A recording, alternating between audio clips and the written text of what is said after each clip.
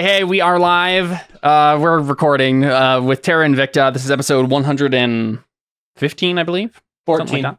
114, okay. Getting We're having internet issues, so we don't have a live stream today. But we are recording, and For all you the way fans that out there. Yeah, the way that I'm recording, even if, like, for example, my power was to randomly go out, which I don't think it will, the recording will be safe. It won't corrupt it or anything, so we should be good to go. Even though, yes, the adoring fans do not get to see us live. All three of them. All of which are right here. So we last left our heroes at the bottom of the ocean. Not just any ocean, the elemental plane of water, technically, kind of. You're in the Feywild. And yes, you were taken by Merid Submersible, by Genie Submersible, down to the bottom of a very, very dark ocean where a Kraken lives. And you are responsible for making sure that Kraken goes to sleep as violently as possible. And we last left off with that ominous image of, like, descending on the chain in the submersible, going down into the depths of this dark, dark ocean, seeing this kind of red, angry, red, angry spot, like scar in the middle of the ocean, right, where we see this, where this Kraken is, and where there's, like, this coral facility built around it, basically. The Kraken is covered in, it's technically the entire facility is, like, built around him, right? It's built around, like, a bunch of, like, coral walls and things, kind of like in a big sphere. Are you saying that this Kraken is covered in cove? Yes, sure. The thing, Leo DiCaprio meme. But he's beginning to break out of it, right? You guys saw, like, some of his terrible flesh covered in, because, like, this is the bodies of long dead pantheon of gods, so not a normal kraken. We have weird body horror stuff going on here, right? Yay, body horror. Yeah, and these, like, heated chains are trying to keep him down and are like causing him endless pain, so he can't think of escaping even. Like, it's a whole big nightmare scenario going on down here. And the last thing we got was, like, a giant eye, looking at the submersible through the cracks in the coral as you guys descended into, like, this landing area. We begin there, right? We begin with you guys arriving in the facility. It's very dark when you enter the room. Right, look, there's, like, a kind of like a pressure lock sort of thing on this, like, outer room that connects to the rest of the facility. And it seems like this one is working, like, what's his face? The Namudara, the prison warden, this kind of, like, gruff looking Merid. And again, Merids are kind of like this fishy genies, right? He, along with like a crew of Merids as well, right? Other water genies. And then you guys, and that includes your NPC friends, Nestor, Serge, and Benedict. And then also we have the Air Genie, the Jinn. What's his face? Oru Ven, the captain that you met so long ago and told you to let go of Harpo. He decided to come with you because you've proven yourselves.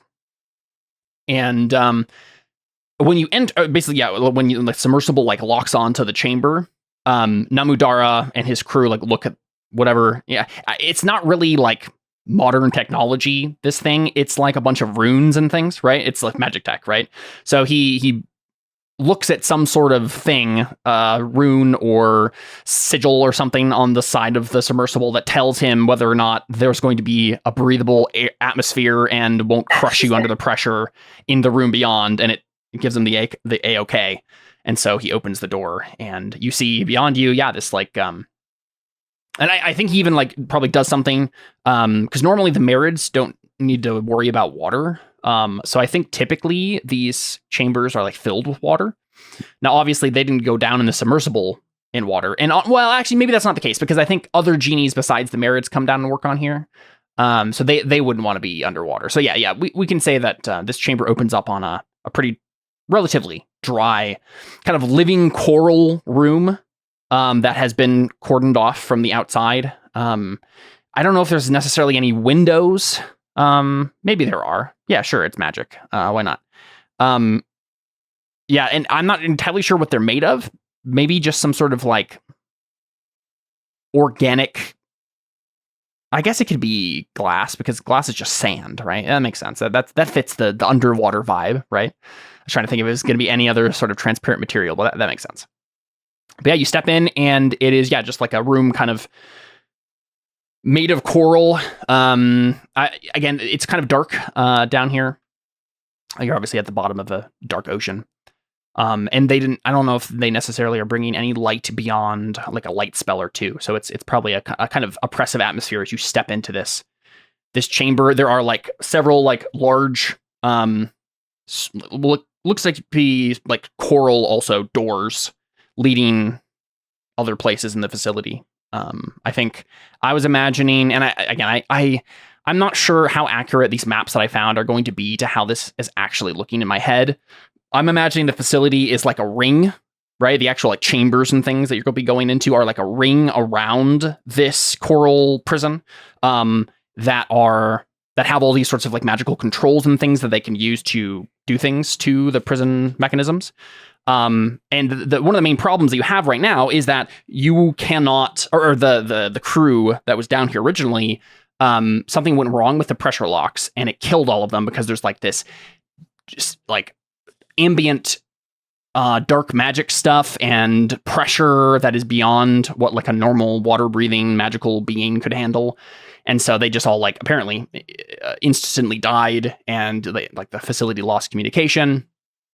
And if you don't get those facilities back online, then this prison will just weaken and weaken until Golratha, or Makaragora, as the genies call him, breaks free and is loosed again on the multiverse to do who knows what.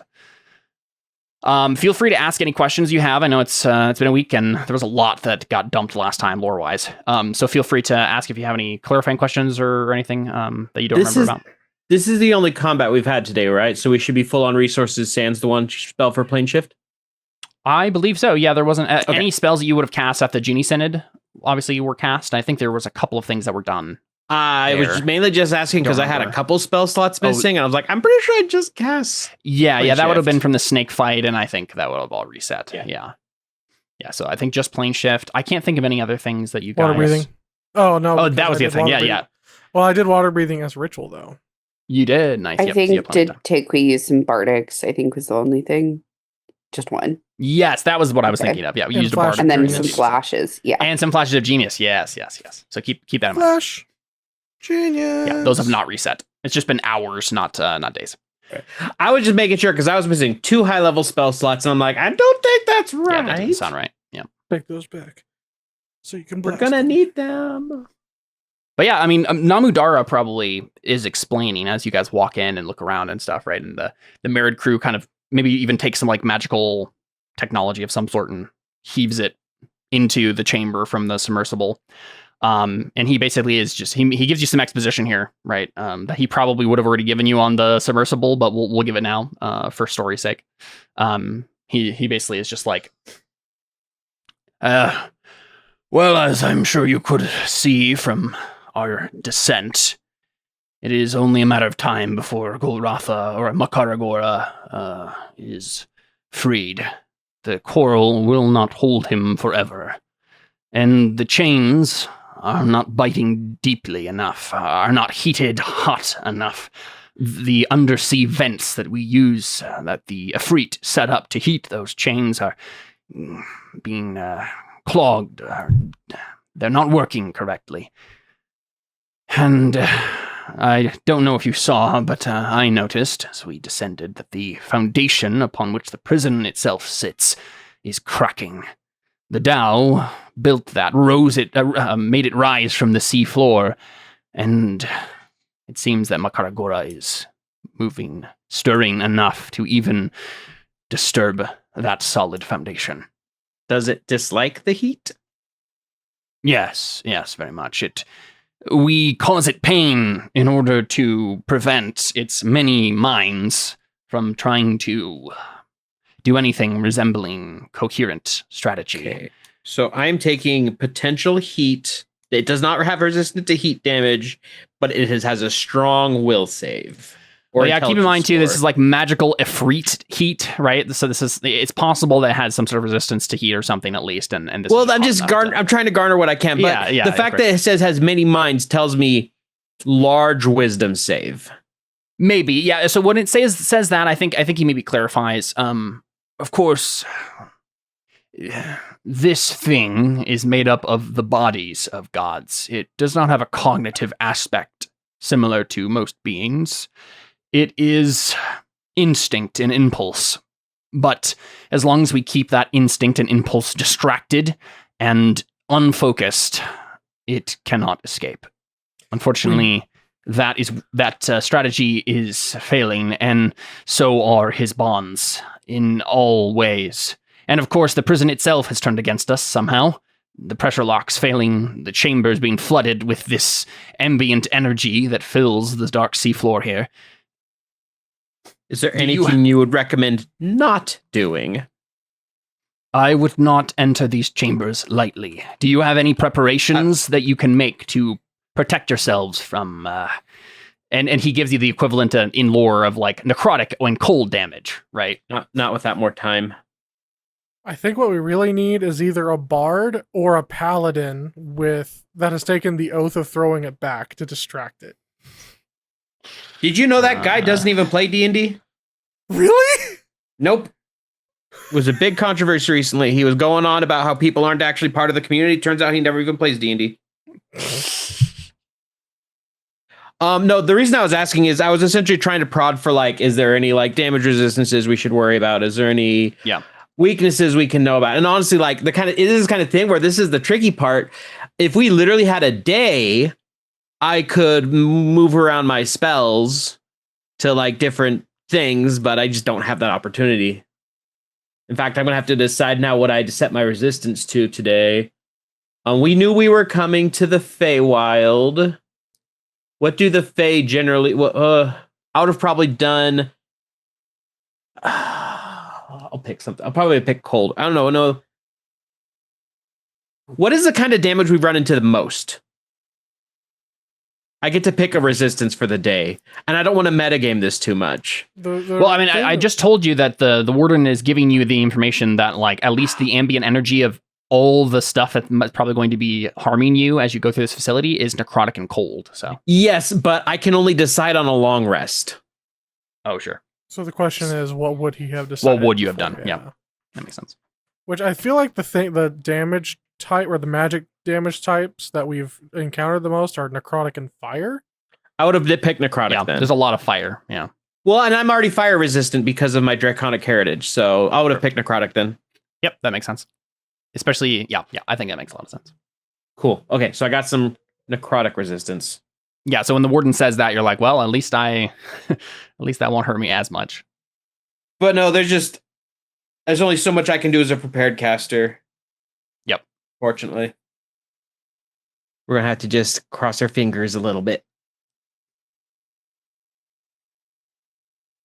Yeah, so Namu is asking you, probably you, Audryn, right? Like, do you have any preparations that you can do to protect yourself against what is likely going to be the ambient damage and stuff of this facility? Because the idea here, right, is that what he needs you to do is dungeon crawl through this facility, restore these various chambers that are connected by these pressure lock doors to working order, and figure out why they failed in the first place so it doesn't happen again, right?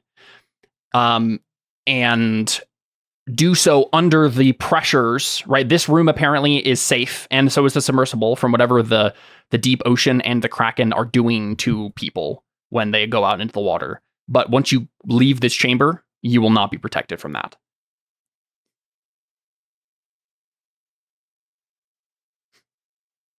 Oh, so yeah, man. I'll take a look real quick and see what I like Benedict and Surge have. But can it cast spells? The Namudara doesn't think so. Dang it. Well, there goes that. Well, I guess that's probably a good thing, though. Yeah, again, it's a pretty physical creature. Okay.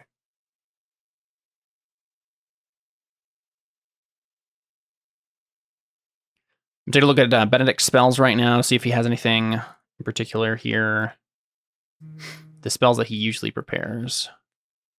His Death Ward, obviously, they can give out to someone, which he'll probably do, just because he always does.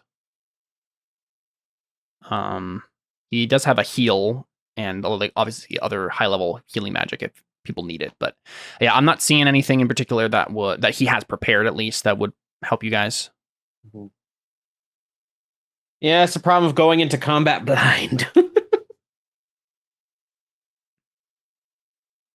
Surge obviously has his aura, so as long as you guys can stay within 10 feet of him, he'll protect you from saves and things. So that might be helpful if there's going to be something like that. Can everybody get within 10 feet of him? This whole party? I don't know. Well, I generally try and stay back. So let me do the math, or let me do the geometry on this real quick. But yeah, now would be the time to figure out if / what is the plan.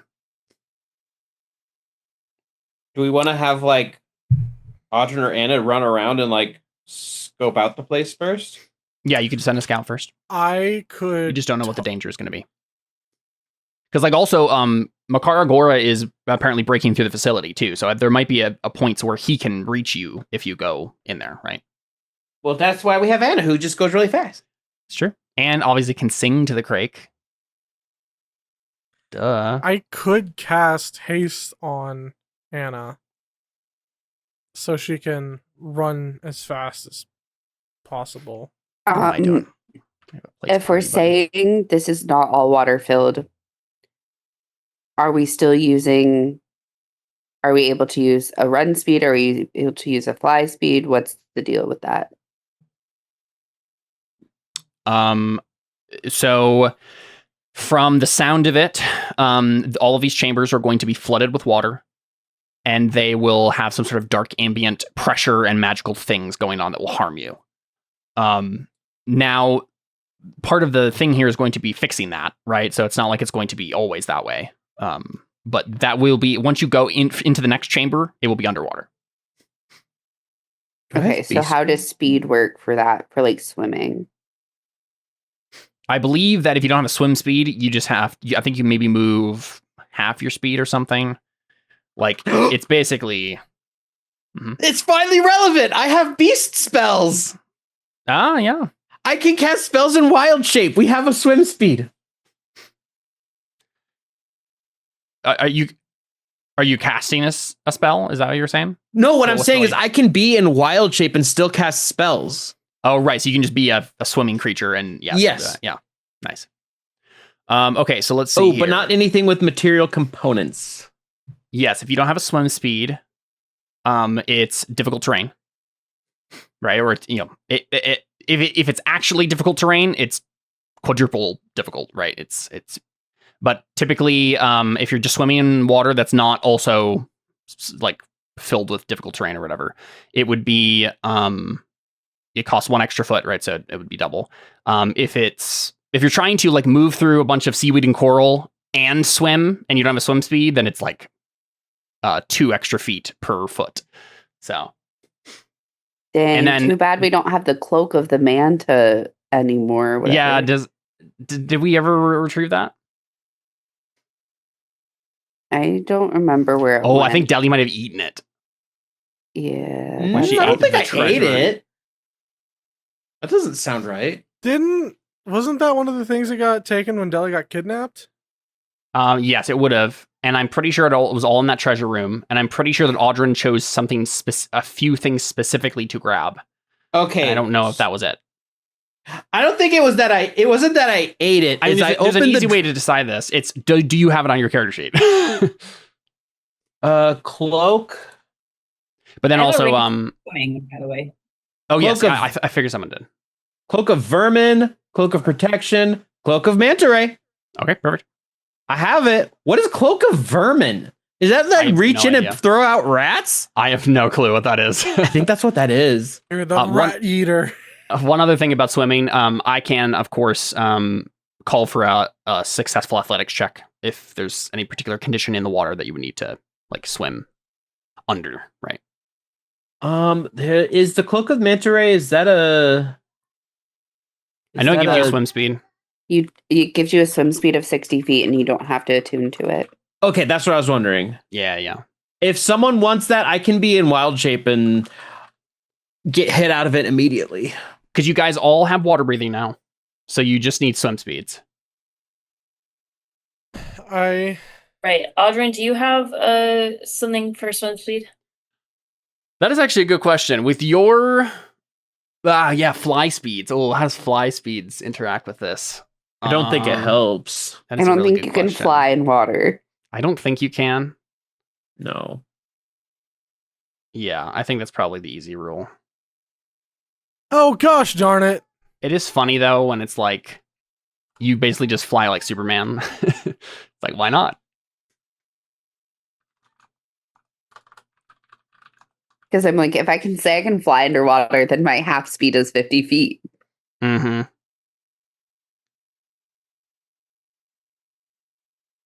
Let's see. Do we have my wild shapes here? Okay, I see. Yeah. No, that could be a way to do it, right? It's like you can use your flying speed rather than your walking speed, but it's still not a swim speed, so it's double movement, right? But that would make your swim. I think that makes sense, right? Given what Anna and Audryn can do with the fly speed, I think it makes perfect sense. Instead that they can of just swimming use with their fly my arms speed. and legs, I swim with my wing. Aquaman, right? Yeah. Kind of propelling yourself through the water. Interesting. That makes sense to me. So then, do we want to give Takui swim speed? She has Ring of Swimming. Oh, that's what we were saying. Okay, Yep. So I can have my swim speed be 50 feet. Would Audryn's swim speed be? I mean, if we're just doing the flying thing, then it would just be 30. And that's before having it. Before Basically, having what? for the purposes of because if you don't have an actual swim speed and you're using a different kind of speed to move yourself through the water, then it's basically as if it's difficult terrain, right? So you're moving only half as much as you can. Yeah, that's what. So that would be 30 with that included. Yeah. Okay. Well, no, I'm sorry. With like the half, it would be 15. Okay, so we should give it to Audryn. This is annoying. I can turn into a giant octopus that has an AC of 11. But are you really going to be going into combat with this thing? Well, my thought was if I have a swim speed, I can escape. I don't have to. I mean, if anything, I can always, wild shape so I can get away. Yeah. Oh, that's annoying though. Right, that's what I'm saying. Friends? So, like, if you're an octopus, then why does it matter what your AC is? You shouldn't, hopefully, not be the one being hit anyway. Well, because the idea is then I could like maneuver around and use my beast spells. Because I can move 60 feet and around and still cast something. Exactly. That's what I'm saying. Is you should just be the octopus. Why does your AC matter at that point? Because if it does hit me, I'm out of it immediately. Let me check something. And then you just wild shape again. I only have 2 wild shapes. Yeah, no Circle of the Moon druid here. Okay. I'm gonna essentially I need to figure out if my Circle of Stars shapes are more helpful in this situation. I'll look into that though.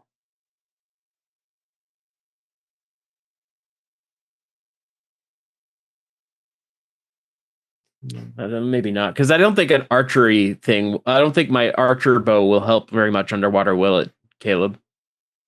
Archery, no, yeah. Maybe I'll just do that then, because the other one's healing and intelligence and Constitution saves. Caleb, it doesn't really matter in the grand scheme of things, but I am curious. If you were to cast Water Walk on somebody, if they're in a room that's completely submerged, do they just like get stuck on the ceiling? I think so. It's kind of funny. Well, what if there's no surface in the room though? It's like completely submerged. Then did nothing happen? Well, what does the spell say explicitly? It says they keep ascending until they reach a surface, right? It says, if you target a creature submerged in a liquid, the spell carries the target to the surface of the liquid at a rate of 60 feet per round. I mean, if there's a ceiling, it would just bring him to the ceiling, wouldn't it? That was my guess, yeah. And with speed, though, do you take damage? I don't think so. I think the implication of the spell is that you're doing it. Obviously, you can do it fast, but maybe. Oh, I don't know. Again, it was just theoretical. We don't have to spend time on it. I was just it's also it can only be cast on a willing creature. So okay, yeah. It's not like Never mind. Then. No weaponizing water walk here. That was fun. No weaponizing water walk to anybody who's thinking about it. Thinking about the implications. We also have the other NPCs to consider, right? It sounds like everybody has a swim speed or a fly speed that's adequate at this point, except for Surge and Benedict and Nestor. And then obviously Oru if he's coming with you, but he doesn't have to, right? He can stay here with and protect the Marids. Yeah, up to you guys. I mean, you can even just leave them here, right? And go on ahead as well. Oh man. I'm stupid. I wish I would have taken that spell today. Oh, Surge can cast Freedom of Movement. Oh. That's the spell that I was literally about to mention. Okay, perfect. Because that basically means like difficult terrain doesn't count, right? So yeah. And also being underwater imposes no perfect. penalties. Yeah, that sounds like you can just move freely. Yep. The other thing that's important to think about between me and Audryn is we have disadvantage on attacks if you don't have a swim speed. So if I'm using my fly speed instead, all of my attacks will be at a disadvantage. Yeah. Because I do not have a dagger, javelin, short sword, spear, or trident. We have a trident? We had a trident at some point. I don't think you have it anymore. Again, if it's on your character sheet, then you probably do. But. Trident. A fish command does a 1d6 piercing. Does it have any other effects besides speaking and commanding fish? I don't remember off the top of my head. I would have to check. Man, Aqua Woman Anna is going to be awesome. So I do think that Surge will cast Freedom of Movement on 2 characters. Benedict will cast Death Ward on at least one person. But I don't know if there's any other... Actually, let me check Nestor. Trident of Fish command. This weapon has 3 charges and it gains 1 to 3, blah, blah. When you carry it, you can expend 1 charge to cast Dominate Beast. Oh, it requires attunement. Yeah, that's probably not worth it. Unless you switched out Judgment from on high. That requires... But what's a target? But like, I don't need to attune to it if I'm not going to use its magic. I could just use it as a trident. You can cast Dominate Beast, but it's a DC 15 save. Right, but like I could just use it as a normal... Oh, never mind. Nestor also can cast Freedom of Movement 3 times. Oh. So we have 5 uses of Freedom of Movement that can be used on the people who don't have swim speeds at this point. Last? Oh, that's a good question. And is it concentration? 1 hour. Not concentration. And it's not concentration. Okay. Yep, that seems reasonable. Okay, so that would be Anna, Benedict, Surge, Nestor, and Oru if you want to bring him along. Okay, but it doesn't... So then... Okay, yeah. So I'll take Freedom of Movement and then I can attack normally. Incredible. Is that what you want to do? Do you want to take the Jinn with you as well? Or do you want to have him stay here? I mean... Perfectly reasonable either way. He could carry potions and then he'd be gin and tonic.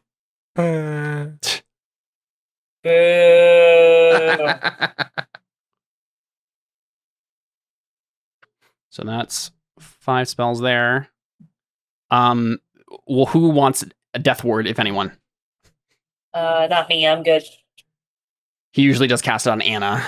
But I guess you already have a thing that can keep you. Maybe he'll cast it on Deli and or Audrin. I mean, he can cast it 3 times. Technically more than that if he wants to use higher level spells. Anyone definitely need Death Ward? How does Death Ward work for Wild Shape? For Wild Shape? Wild Shape, I'll just get hit out of it immediately.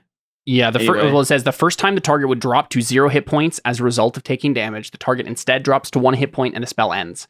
Does it? What is the wording on Druid Wild Shape when you get knocked down?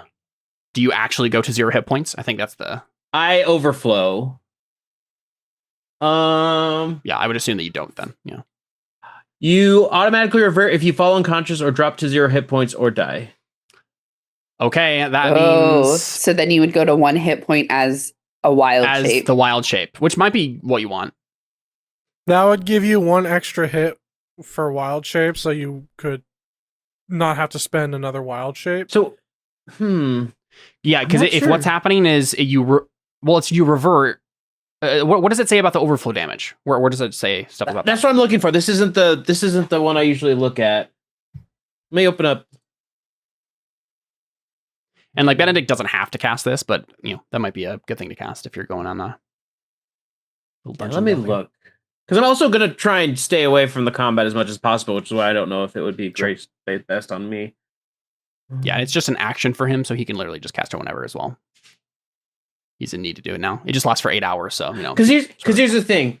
When you transform, I think based on the wording, you would stay in Wild Shape. Here's the part where I'm not sure. It says when you transform, you assume the beast's hit points and hit dice. When you revert to your normal form, you return to the normal number of hit points you had before you transform. However, if you revert as a result of dropping to 0 hit points, any excess damage carries over to your normal form.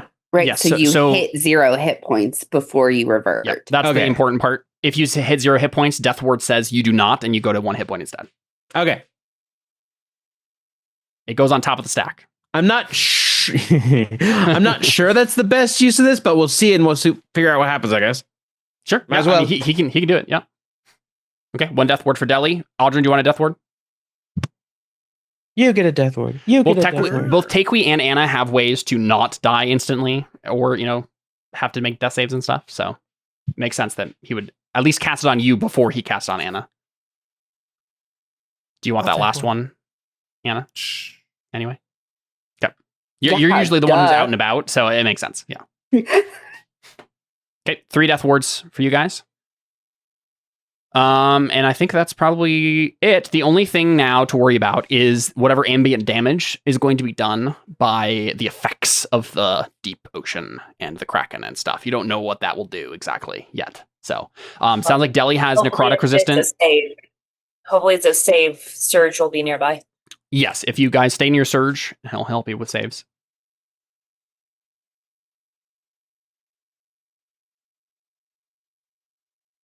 What was that? You're just gonna deal with it then? Let me just see. Gonna trust the save. Jammy time. I think I have anything. The only thing that I have that could potentially... Well, no, this is just a willing creature. The only thing I was going to say that I could do, since I won't be raging, right away, is I could cast Heroism and have, for concentration up to 1 minute, I could just, give somebody, temporary, hit points for, a minute, but... Mm-hmm.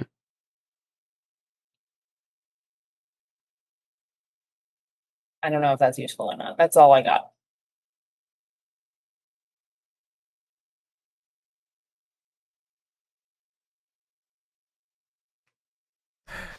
Okay. Any other preparations being done?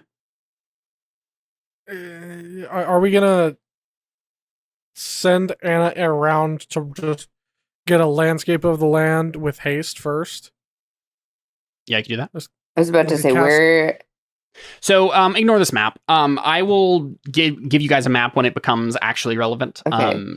I'm dragging out tokens for tokens' sake. Yes. I'm just kind of saying, in general, we're entering in a corner in the middle of a side, So I was imagining basically a curved corridor.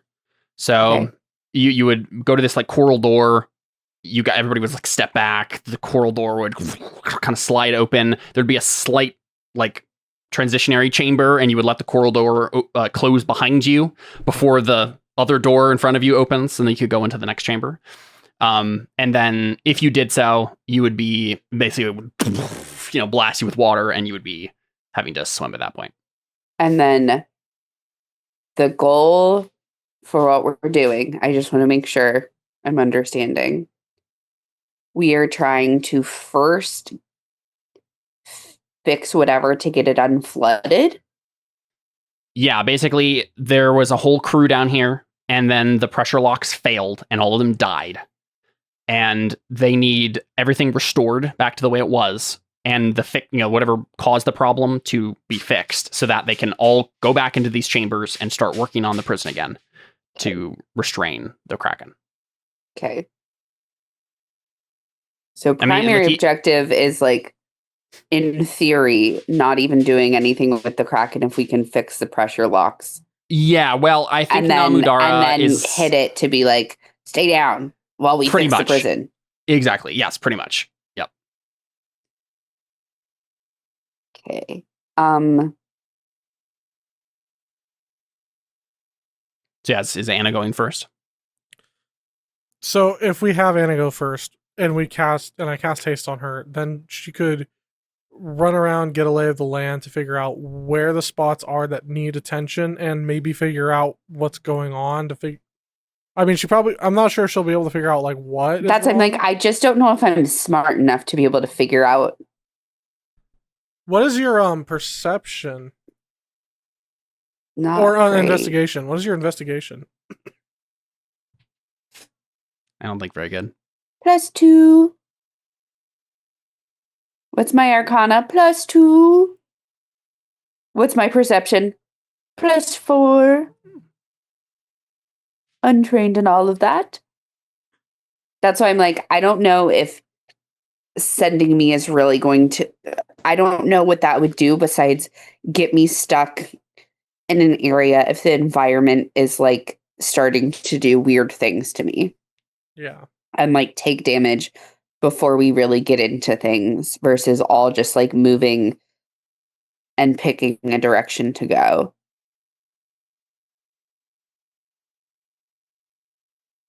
So we're all going together then? I'm just trying to think of like how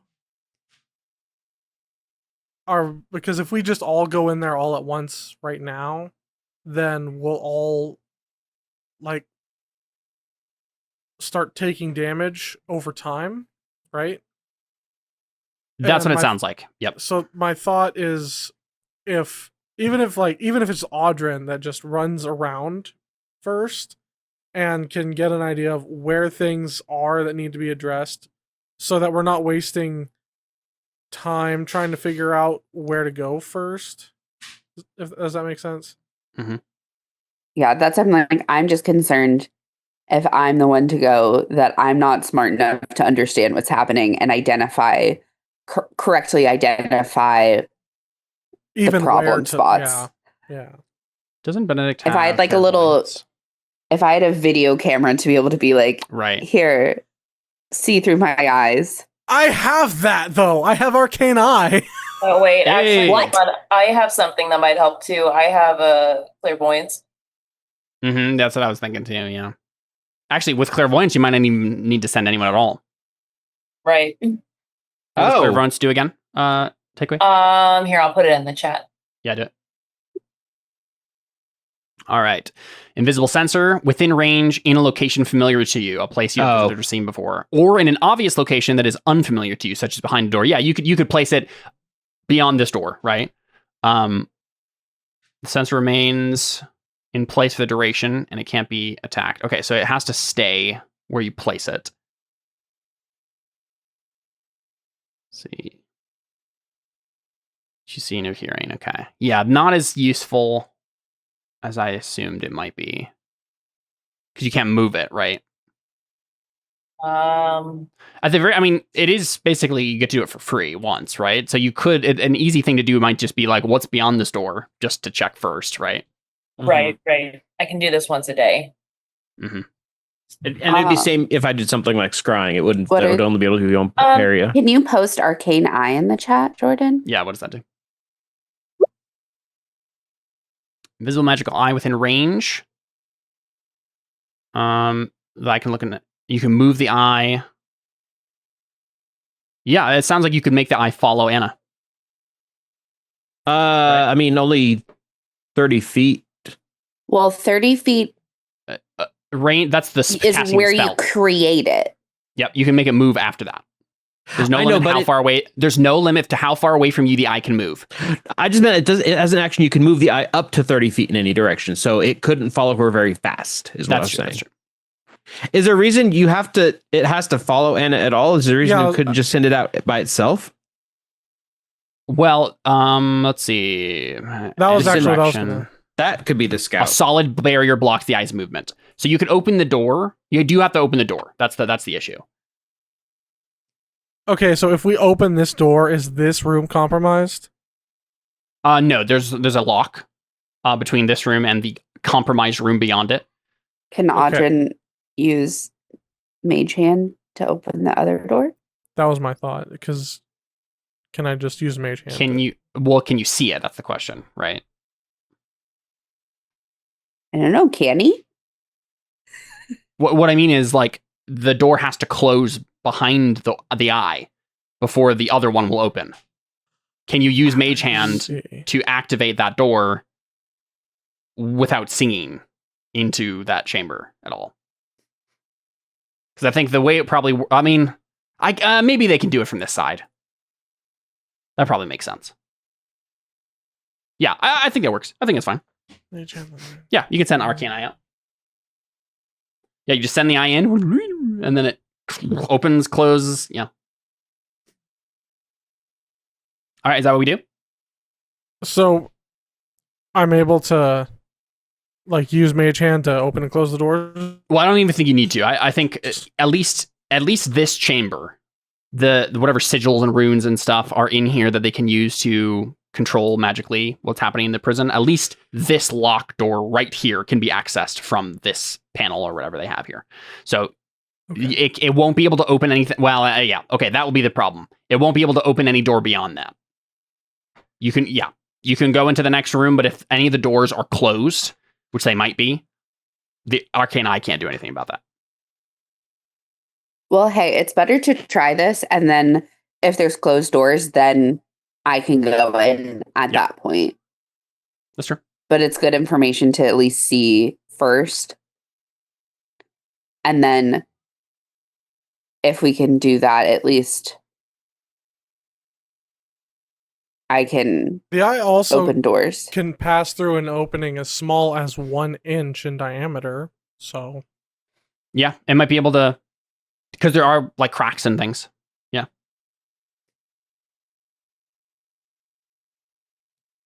Is that what we do?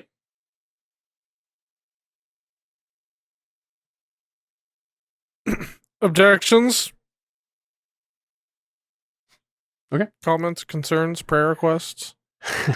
So it's an invisible magic eye, so we don't even really see anything, right? It just... Audrin casts the spell, and we are seeing from his perspective this kind of like tunnel vision of like this eye moving around. And it goes inside, like the door opens, or this coral door opens. The eye invisibly enters that chamber, and then it closes behind it. And then Namudara, presses on a big sigil, and then as the eye, Audrin, see water start to fill the chamber from below. Right? They're filling up with water first, and then they would open the door, and then it would be like, you're kind of acclimated to the pressure beyond. In theory, you're using some sort of magical means to be in the equivalent of a diver suit or something, right? To go beyond this point. And when it opens, you see a very similar looking chamber, right? It's all made of coral. It's all kind of dark. You do see some viewing windows to the right. And there is like an ominous red glow coming from them, but the first thing you see is numerous faces pressed up against the glass that have sprouted from the skin of the kraken, which is pressed up against this viewing window, right? So you see like bunch of faces that are like being squished around like over the glass. And you know, in a different situation, it might look funny, but like it is a very ominous looking, like terrifying. There's a giant body horror monster right beyond this glass, apparently. And you do see like a crack in the glass, obviously, right? And a crack in the glass. But the chamber beyond, right, is full of water. You can see, I think, that at least this next door is open already, right? Both coral doors have been opened, and which, you know, has compromised both chambers. And you don't see anything immediately in the room beyond what you assume would have been there, but would have been in there anyway, right? So similar like sigils and things, some discarded equipment from people who maybe dropped it in their haste to try to escape. But yeah, it's mostly just kind of like an ominous underwater chamber. And obviously the arcane eye doesn't really take any damage or anything like that, so you can't really judge what that would feel like exactly. But then I assume you're gonna like move it through the chamber. I'll start moving it. And again, like this whole facility it's made of coral, and but it does have like these like glass windows made of obviously some like magically reinforced glass or something. And where does the coral end and the flesh begin? Well, coral is just a living creature, so yeah. But the whole facility curves, right? You see this like series of chambers. You only see these two actually, but they're curving around the outer rim of the prison, and you're slowly moving the eye through it. You're seeing water bubbles and things moving past like the eye, right? And you get into the second room, and you definitely see. I think this one, it's the Kraken is up against it so firmly that it's dark in here, right? It's just no really light at all, except for the red ominous glow coming from behind you at this point. And you look around, and the chamber is still pretty. Here, give me 1 second, actually.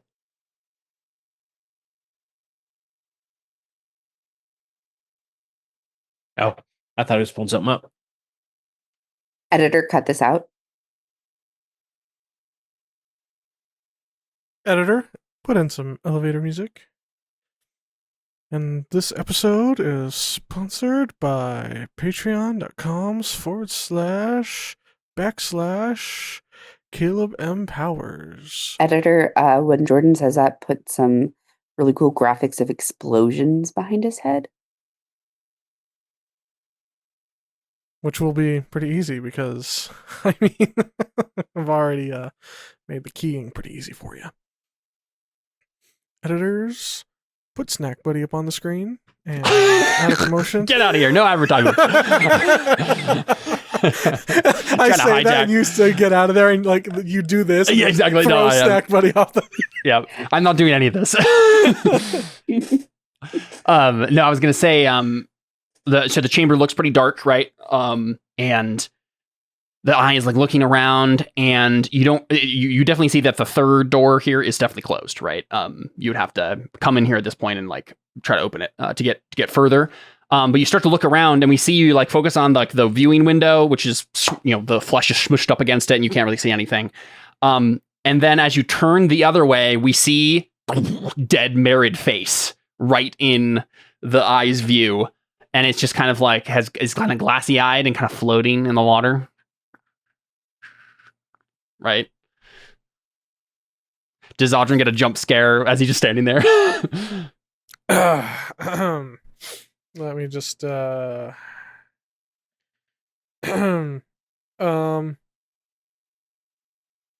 would be what? Charisma or Constitution save?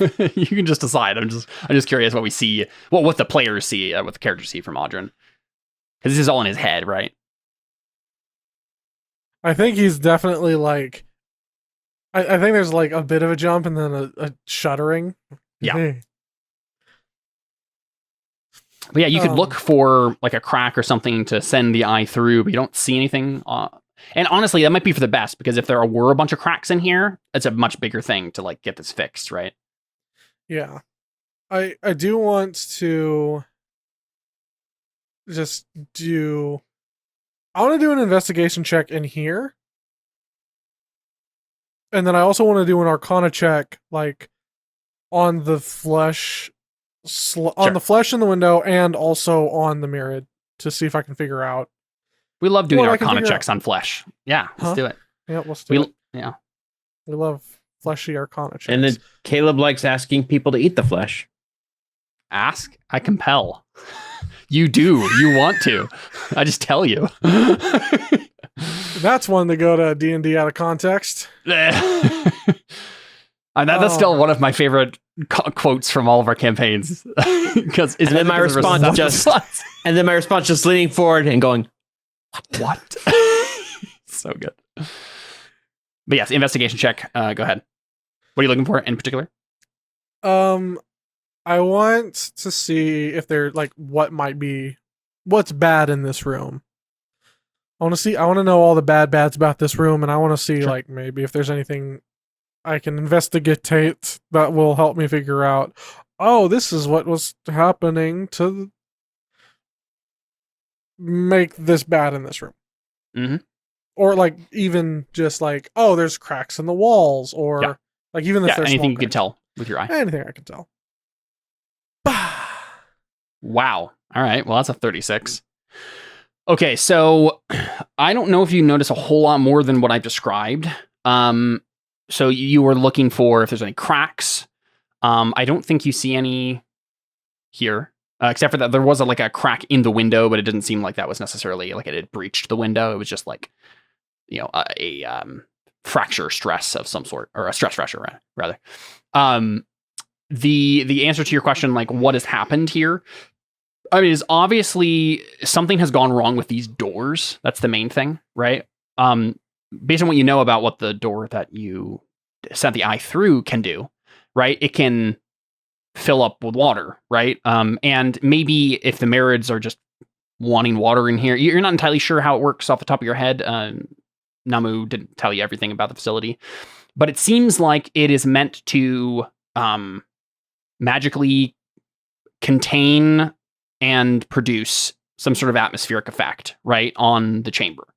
Probably a combination of some modified version of water breathing or some sort of like air spell that like puts air in a place. There's various magical effects, but it's basically simulating what an airlock would do, right? What an airlock deep sea facility would do.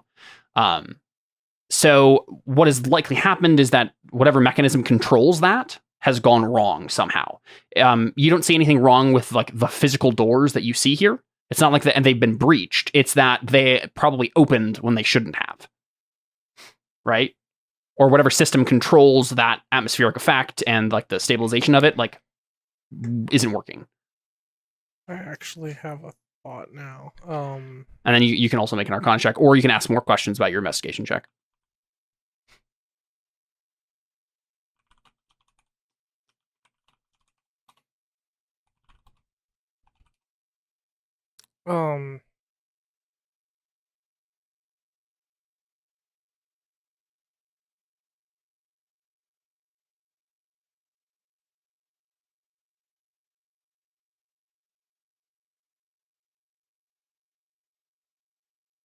Are you searching for something? Or?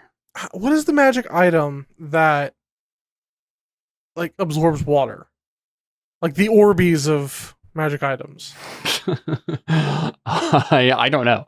That sounds like a thing that would exist, but I know that it does because I have seen it before, and I saw that if you throw them at water elementals, that it does damage to them. I mean, I see like various magic items that look like homebrew that can do something like this.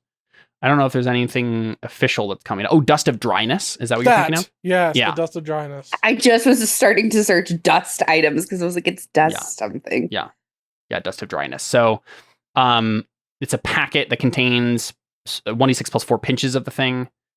And you can use an action to sprinkle it over water, and then it can turn a cube of water 15 feet on a side into one marble-sized pellet. How rare is this dust? It's a wondrous item, and it's uncommon. It's an uncommon wondrous item, yeah.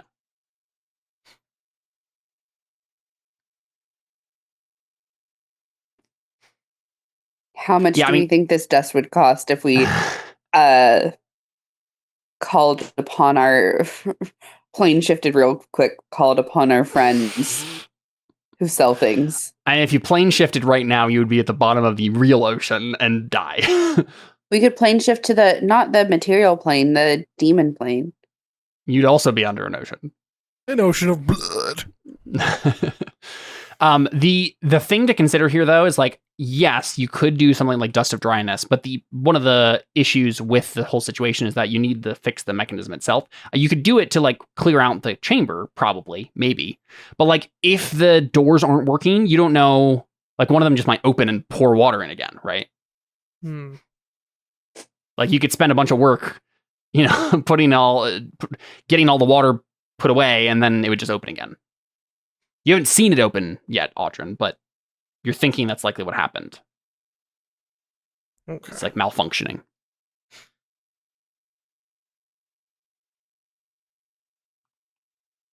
Okay. Yeah,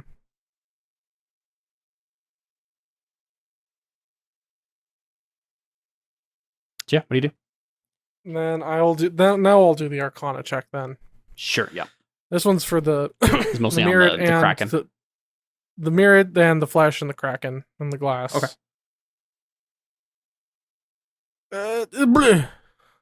Not 37. 37.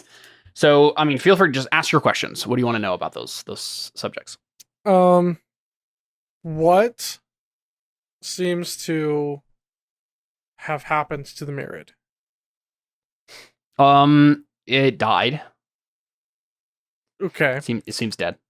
It's very dead. Is it? Yeah. Is it fresh? Could I as cook fresh and eat it? as fresh as you think it would be, having died in the time frame the genies gave you. Does it seem like? Can I figure out about, or can I guess how he died?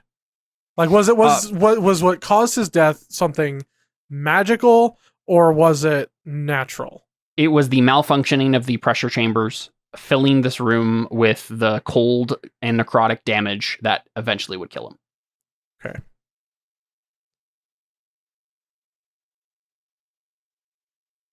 He was exposed to the effects and had no way to escape. Okay. And so the door that we can go through still works perfectly fine. As far as you know, so you went in one door. You were in first chamber beyond the starting chamber, right? Second chamber, and then you could go into the third chamber. The door was open, and then you see whatever chamber is beyond that one has a door that's closed. The arcane eye can't do anything about it, but you guys could probably, like, you see the sigil on the side of the door, or like next to on the wall next to the door, that Namudara did on the outside door, right? So you think if you went in there, you could just press that and it would open. Right. But the chamber that we're in that doesn't have any water, like the water didn't make it into here somehow. Yeah, but that's because those doors didn't fail, right? They didn't. Right. That's what I'm saying. So we know that those doors didn't fail. Yeah. Now, whether or not they still might, you don't know. Right. What about, can I garner? I think maybe Namudara probably assured you that, like, the way the system is set up, that this door and that chamber in particular, that first one, is like the safest and has the most fail safes for like making sure that they do not fail. So he's reasonably sure that it will be safe, but okay.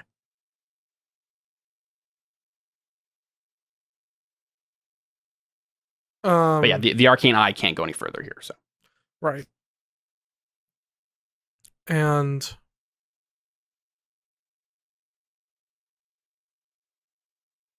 now, like, there might be, I guess, with a 36 investigation, I think, let's see, a crack 1 inch in diameter.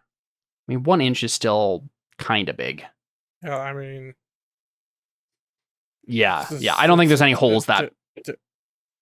Yeah, I don't think there's any holes that big anywhere. There's probably smaller cracks that you can see, maybe between chambers, possibly, or at least into some maybe adjourning chamber to the left. Do you think maybe? Yeah. I don't think there's any cracks for the arcane eye to go in. And it also doesn't seem like there are any cracks that would expose this to the outside either. It's not like and that's maybe one of the things that you learn with your 36 investigation and 37 arcana. It's very obvious that even the Kraken, at least of the chambers that you've seen, the Kraken breaking through the prison is not what caused these chambers to flood. There's no, the only access that is to the outside is whatever magical system can put water in or out in the first place. So the system, whatever that system is, you don't know yet. You can maybe ask Namu about it. Does not, like, it was responsible for this, not the Kraken itself. So we originally thought the Kraken was the one that was like messing this up, but it turns out that it's not the Kraken that's... Now, the Kraken might have done something that would have triggered this malfunction, but from the chambers that you've seen, there isn't a crack to the outside that would just, like, cause the hull to, like, lose integrity or anything like that. Okay. The magical systems that, like, keep it atmospherically whatever have failed. Now, you mentioned, like, the flesh on the window and the crack. Yeah.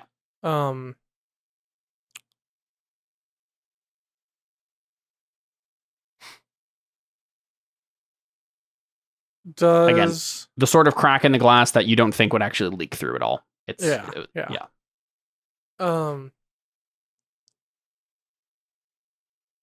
Does the flesh seem like it's... This is a weird question, but bear with me. Does the flesh seem angry? As in, like, the Kraken? Like, you said that there's, like, flesh on the window, right? From the Kraken? Yeah, that's the Kraken's body pressing up against the window. Oh, so the Kraken's, like, actually pressing up against the window right now. Yeah.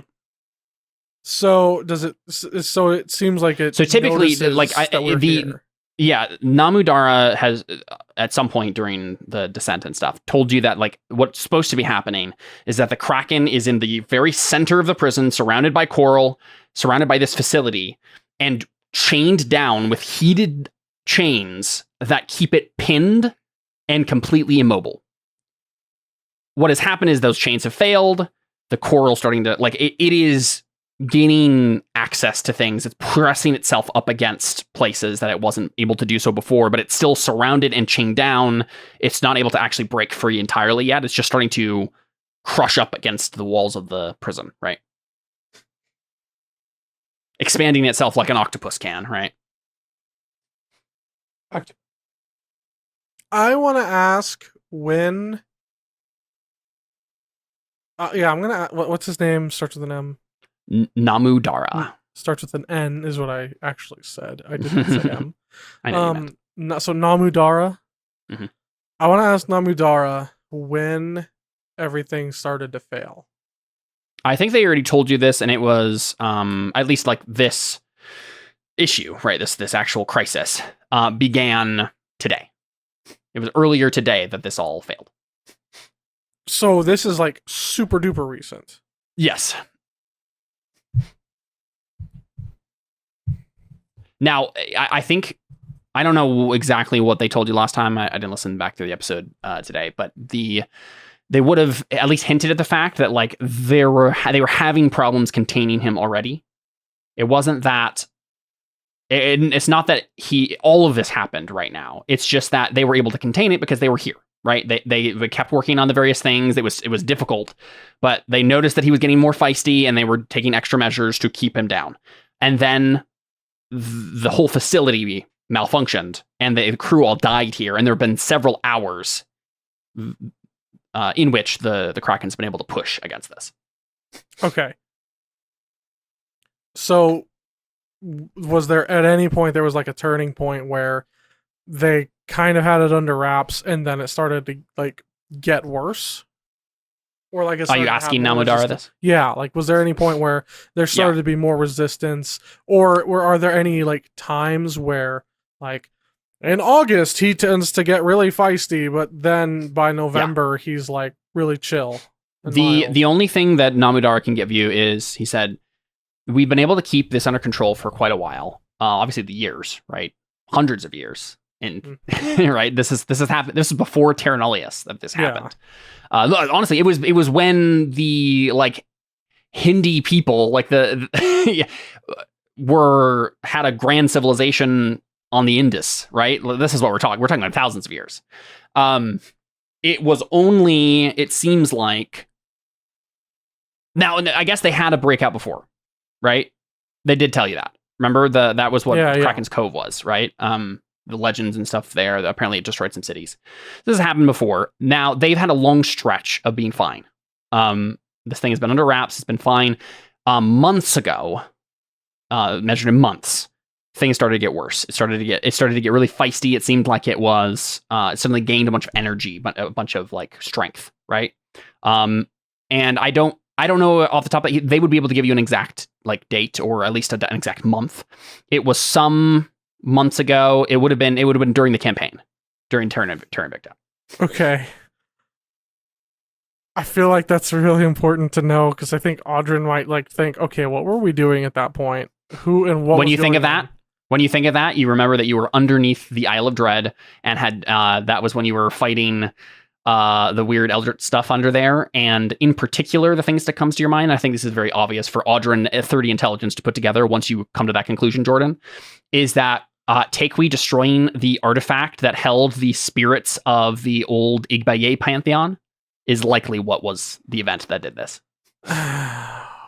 Because now, in Terra Nullius, or in the world of Thray, all of the gods that have ever existed in this setting shared the same aspects, right? They handed them off pantheon to pantheon. One pantheon of gods would die, and then the next one would take up the same aspects, right? Sometimes they would split in different ways, and but it's the same power that's being traded. Now, you remember Takwi was told by the gods, what you just did, Takwi, made things happen, right? There was a whole bunch, like, they got an influx of power from the spirits of the Igbe, who are apparently still holding on to some of that god power. And what likely happened here is that this Kraken, made up of the bodies of dead gods, also got an influx of power caused by that same event.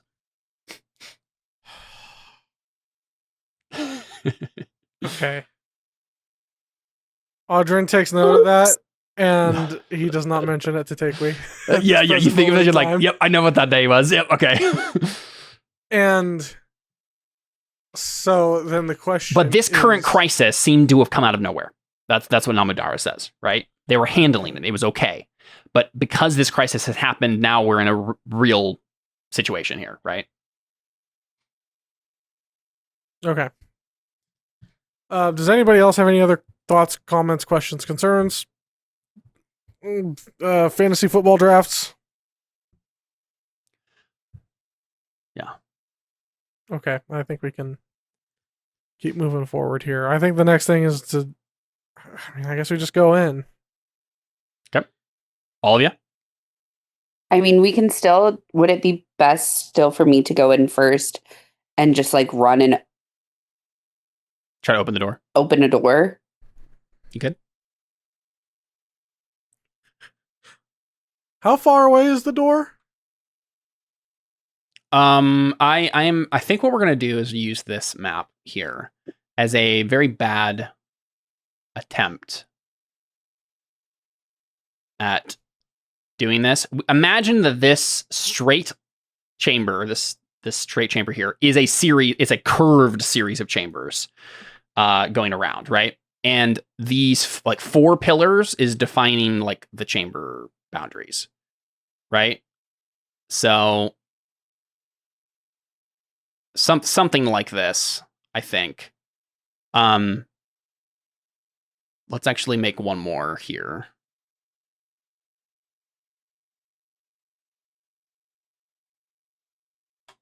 Let's do like this. Kind of poorly desecrating this beautiful map. because it doesn't do what I want it to do. And I was looking everywhere and I could not find anything that I could use for what I was envisioning. Look, when anything doesn't do what you want it to do, that's what you do. You desecrate. Yeah. So basically this is the curve of the, like, probably imagine this as a half circle, right? The one side of the ring. And Namudara basically says, like, once you, I assume you're filling him in on like what you found, right? And everybody's talking about it and whatnot. And Namudara would say, then I think I know what you have to do. You need to make your way to the opposite end of the facility, follow the curve around the ring, and reach the controls of the pressure chambers. There is a panel there constructed by the Jinn. Each of the 4 genie courts works together to create this prison. The Tao created the foundation of the prison. The Ifrit created the chains and the vents that heat the chains. The Marids, of course, man it and grew the living coral that keeps Makaragora imprisoned. The Jinn were responsible for the pressure, the magical pressure chambers that keep the ambient energy and the depth of the ocean out and let us do our work. It must be their systems that failed. And when he says that, Oru kind of like gets an embarrassed look, like, oh, my people are responsible. Great, right? Like, it's our fault. But he says, like, if you go around like the whole half circle here at the opposite end of from where we are, that's where the controls for those pressure chamber stuff is. And if you reach there, you should be able to fiddle with it at the very least and like figure out what went wrong and try to fix it. And honestly, I think he just hands you a sending stone. And he says, and when you get there, you tell me what you see, and I will try to guide you through fixing the system.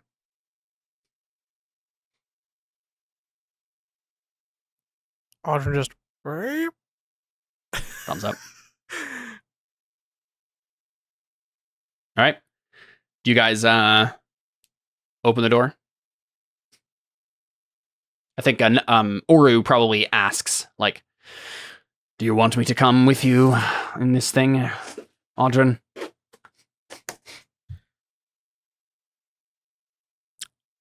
Does anybody else feel like it might be a good idea for him to stay back with the other guy? I promise that just because I've asked it 3 times, that I'm not necessarily hinting at something. It doesn't sound like anyone actually gave him freedom movement either. Right? Or no, maybe we did. I don't remember. He's not a water guy? He's an air guy, right? 1, 2, 3, 4. Yes, we did. You did have enough to give him freedom movement as well. Because I know you did give him water breathing. I feel like, do we need him to come with us because he is the one who would be able to fix his own system? He laughs. No, not exactly. I may be a djinn, but I am not a scientist. Yeah, he said it was someone else's system too, didn't he? Or a wizard. A genius? Yeah, I'm not a genius. No, it was the Jinn court in general that was responsible for this, not necessarily Oru. He is a soldier, right? He's like a captain of some sort. Should have left it up to the Jinn pint. But like he's happy to come with you and help you fight if like the Kraken breaks through or something, right? That was I think it was his main purpose for coming down, is like helping you fight the Kraken if you needed to. But he can also stay here for now, right, and just protect these guys or whatever, right, until the system is. Yeah, that was kind of my thought, is maybe we leave him here for now and just have him protect these guys. And then if things get dicey while we're out there, he can run in and help us. Yeah, that makes sense. And like they'll have to like go into the. I actually like him being like the person who's with this crew who can fight and who will help guide them through once you guys get the system back online and you guys go out to fight the Kraken, right? That makes sense as a narrative device. And yeah, he can always come out in a situation of dire need. Makes sense. Some foreshadowing there that we can use if we need to. Sweet. All right. I'll leave him here, and we can assume for the most part that you're working your way up through this map. So the chamber, making our way downstream. The thing opens, right? I'm assuming Surge is kind of at the center of the group because he has his aura. His surge. Exactly. He Right now we're downs a whole can. aura maxing. Hey, nice. But yes, the chamber fills in with water, right? And all of you it's very cold. Anyone who's not immune to cold damage, it feels a very brisk cold from this water. Even without whatever ambient cold and necrotic damage is going to be happening here, it is just freezing cold water in and of itself that is having to be pumped into here. But it's, of course, the moment that you open the other door that the other effect happens. And you see what Audryn saw with the arcane eye, right? This first chamber has an ominous red glow to it. There are faces smushed up against the glass, cracked glass from the Kraken's body. And you see, the door head open. And, the whole thing curves around. But the first thing I want everybody to have to do here is make a Constitution saving throw. As you feel another wave of cold beyond just the cold of the water envelop you. Oh, wait. Oh, no. Do I use I think I used the attribute of the octopus. DC 22? Yep. Does Surge add 10? Yeah, I think we're That's on a good question. Surge, aren't we? Surge adds 10, but I think he adds a couple. What if Surge added 10? I'm gonna have to roll this manually because can we get a giant octopus token for me? Because I'm assuming I'm the giant octopus. Well, I mean, that's up to you. That is up to you. I thought you were going to turn into a mouse. What are you? An octopus or a mouse? A mouse with freedom of movement and water breathing cast on it. Here we go. What happens to me? I'll give you control of the character sheet. What? Oh, you got one? Nice. Perfect. Here, let me give you control. Comes out of wild shape now. We'll see. There you go, Seth. You got control of the giant octopus at the very top of the character sheet. There. Actually, I'll put it below. Excuse me. This octopus is not pink. It doesn't matter. I didn't have a chance. Editor, fix that in post. Yeah. Every frame of the video have to change it to pink. Yeah. Okay, Aura of Courage. Nope, that's not it. Aura of Protection. It is his Charisma modifier, which is 4. Which is plus 10. Nope.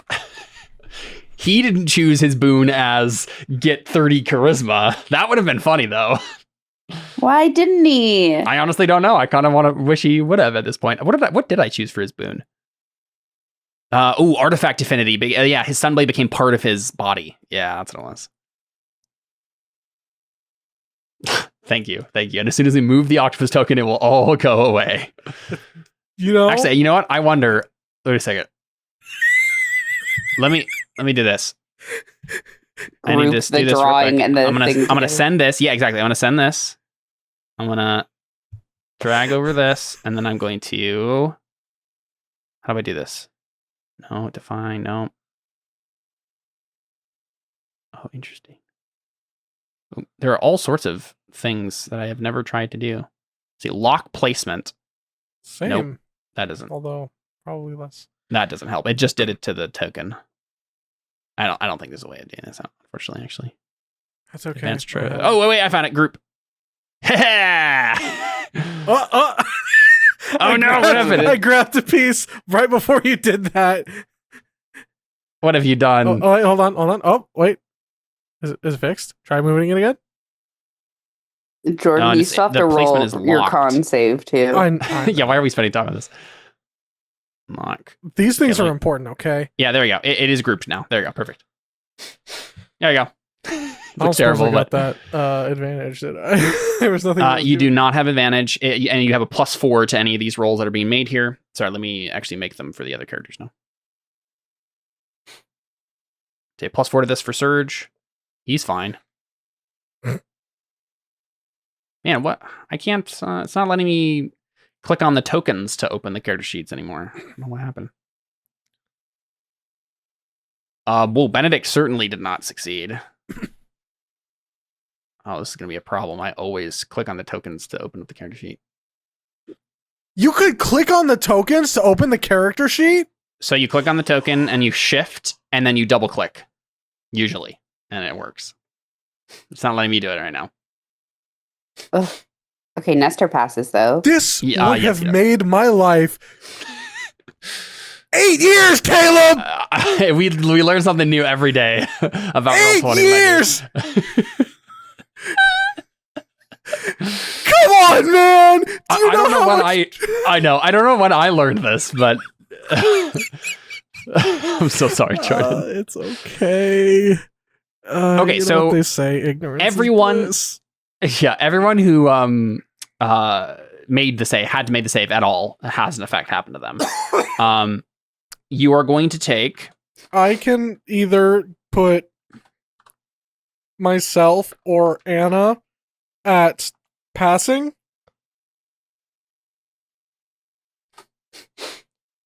All right, With not Flash of actually a Genius. super great roll.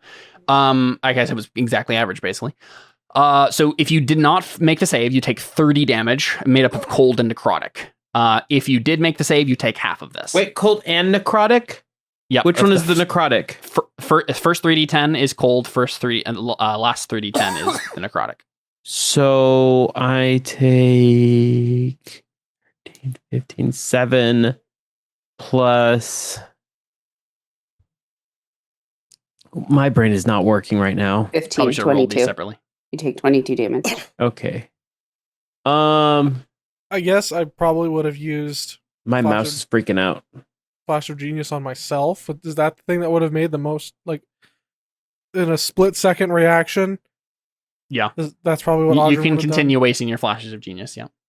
done. Well, I guess with 30 how 30 damage isn't. how do I edit my current HP with the token? I've not done this in a while. Sorry, Caleb, I didn't hear that. Did you say it's half damage if you've saved? I gotta ungroup this because otherwise you can't interact with the token. Yeah, normally. Yes, half damage if you make the save. There you go. It should work normally. There we go. Okay, thank you. So 22 damage. It was a good idea, Jordan, but it didn't work. Okay. Do you think that's my only idea? Come on, man. I know it's not your only idea. I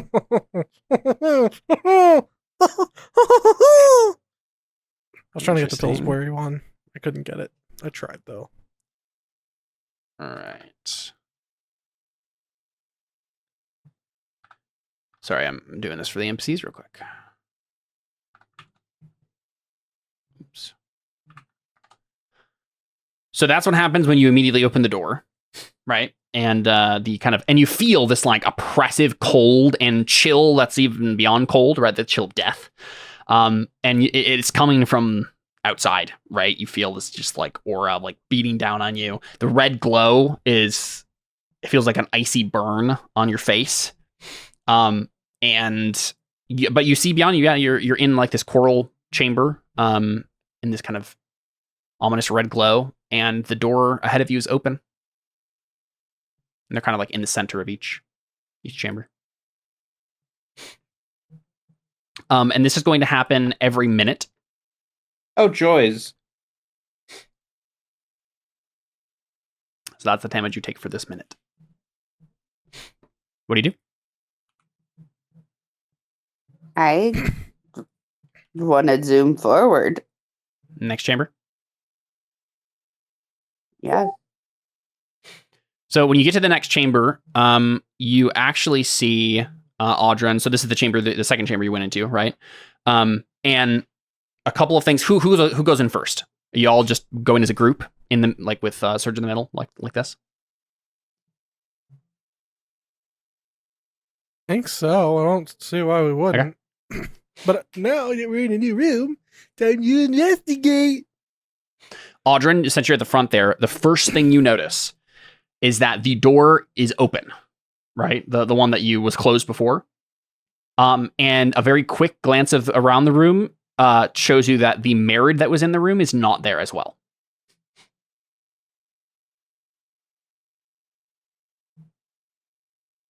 So you're not, I mean, maybe like pressure sucked it in or something. You're not sure. It's pretty dark in this chamber. Caleb, I want to do a check. Uh, I want to do an investigation check. What are you looking for? Where the things went and what opened the door. Yeah, look for evidence. So I can present it in court, and when I can go objection. I mean, with a 37, this is underwater. There are no tracks left behind. With a 37, you are confident that there's nothing to find, and that doesn't really tell you anything. You're just confident that there could have been no evidence, even if you wanted there to be. I mean, I really was like, obviously not tracks, but I was thinking like, oh, maybe there's like pieces of the mirror or like a blood trail or something. No, nothing like that. Anything. I mean, you probably do see some like the scales of the mirror in the room, but they were already there, like originally too, right? Yeah. At the very least, you know that you weren't hallucinating it; it was there, and now isn't for some reason. I report this back to our comrades with the sending stone.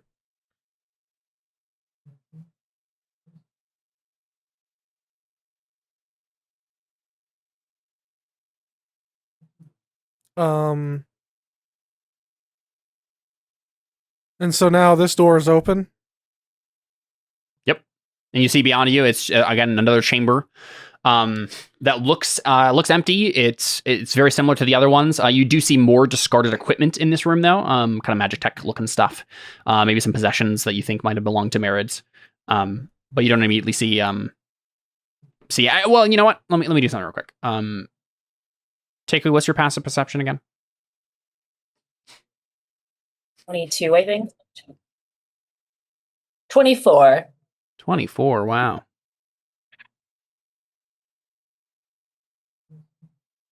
All right. Trying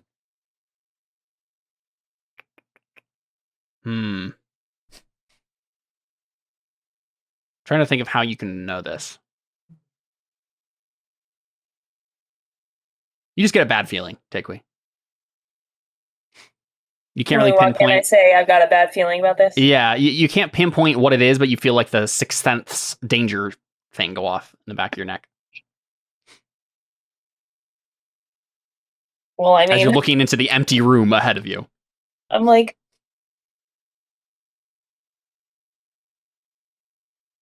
guys, I think there's some kind of trap in there.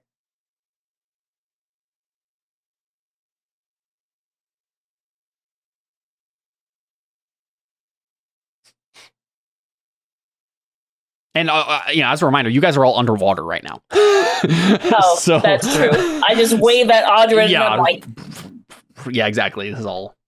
You can obviously breathe underwater. If we but have it's still water breathing, can we talk? It would probably be weird sounding. Like you could, but it would be stuff sounds like underwater anyway. I'll cast message and send a message to Audra. There's a trap. Yeah. I want to investigate the trap. Or something like maybe not a trap, but like specifically like there could be something invisible in there, or so I think Audryn. I think I'll give it to you, Audryn. You had a 37 investigation. When Takui says like I have a bad feeling about this, like there's something ahead. You think you definitely don't see anything, but you also remember how still and quiet that floating Merid was, and you thought it was because it was a dead body, but you're starting to think it maybe was more alive than you thought, but it has the ability to just be completely still. Like maybe it is actually dead.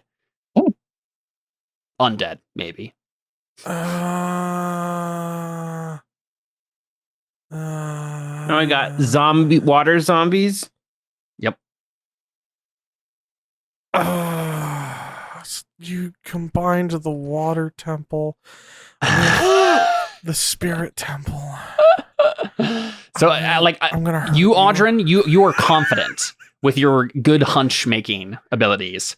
They're waiting for you in silence, just behind, like on either side of the door, completely silent and still, waiting to attack you. Well, it's a good thing I have the Raper a warning, so they can't actually ambush us. All of us have a lot of us have alert too. Yeah, you and Anna do. Where's a grenade when you need one? Not underwater. We'd not survive that very well. Neither would they. Or maybe you would. Depends on what kind of grenade, I suppose.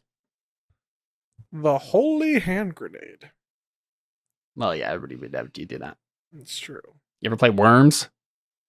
Yes, I have. That's a good game.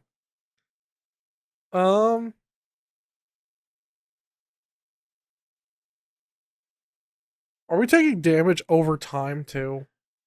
Yep. The longer you wait here, the closer we get to the minute mark that will make you take damage again. Okay.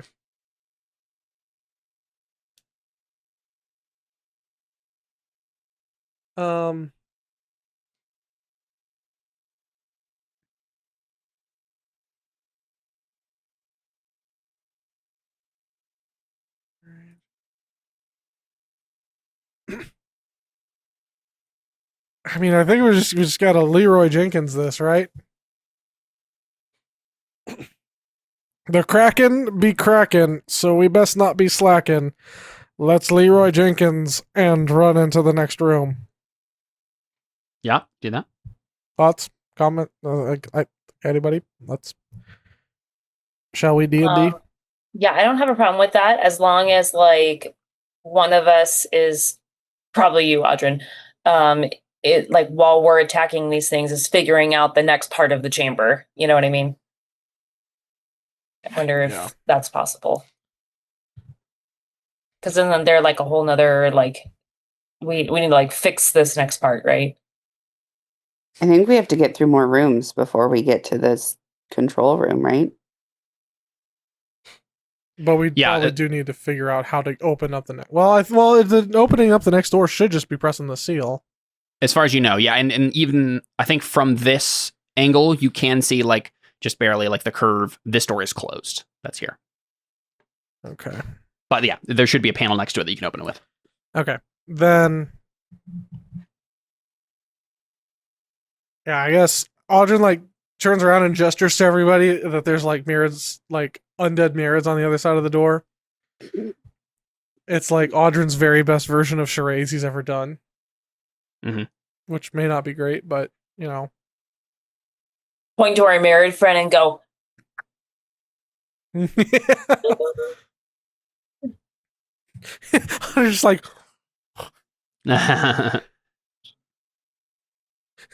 you do your best Harpo impression. My best underwater Harpo impression. Oh. Let's roll initiative. What? Let's roll initiative. Yes.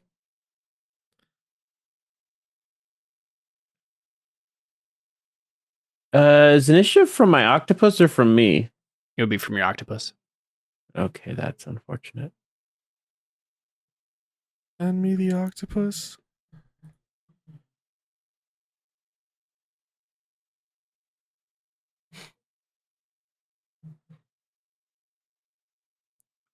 All right, and I'm going to do a couple things here. I think we're going to assume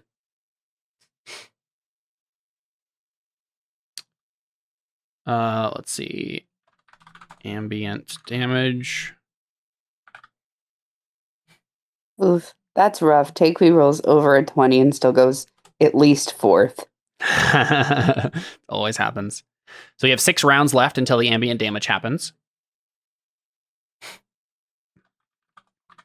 And I'm going to add another thing real quick to... Can you fix the turn order when you get a chance? Why do I feel like if we die by this narcotic damage that we become zombies?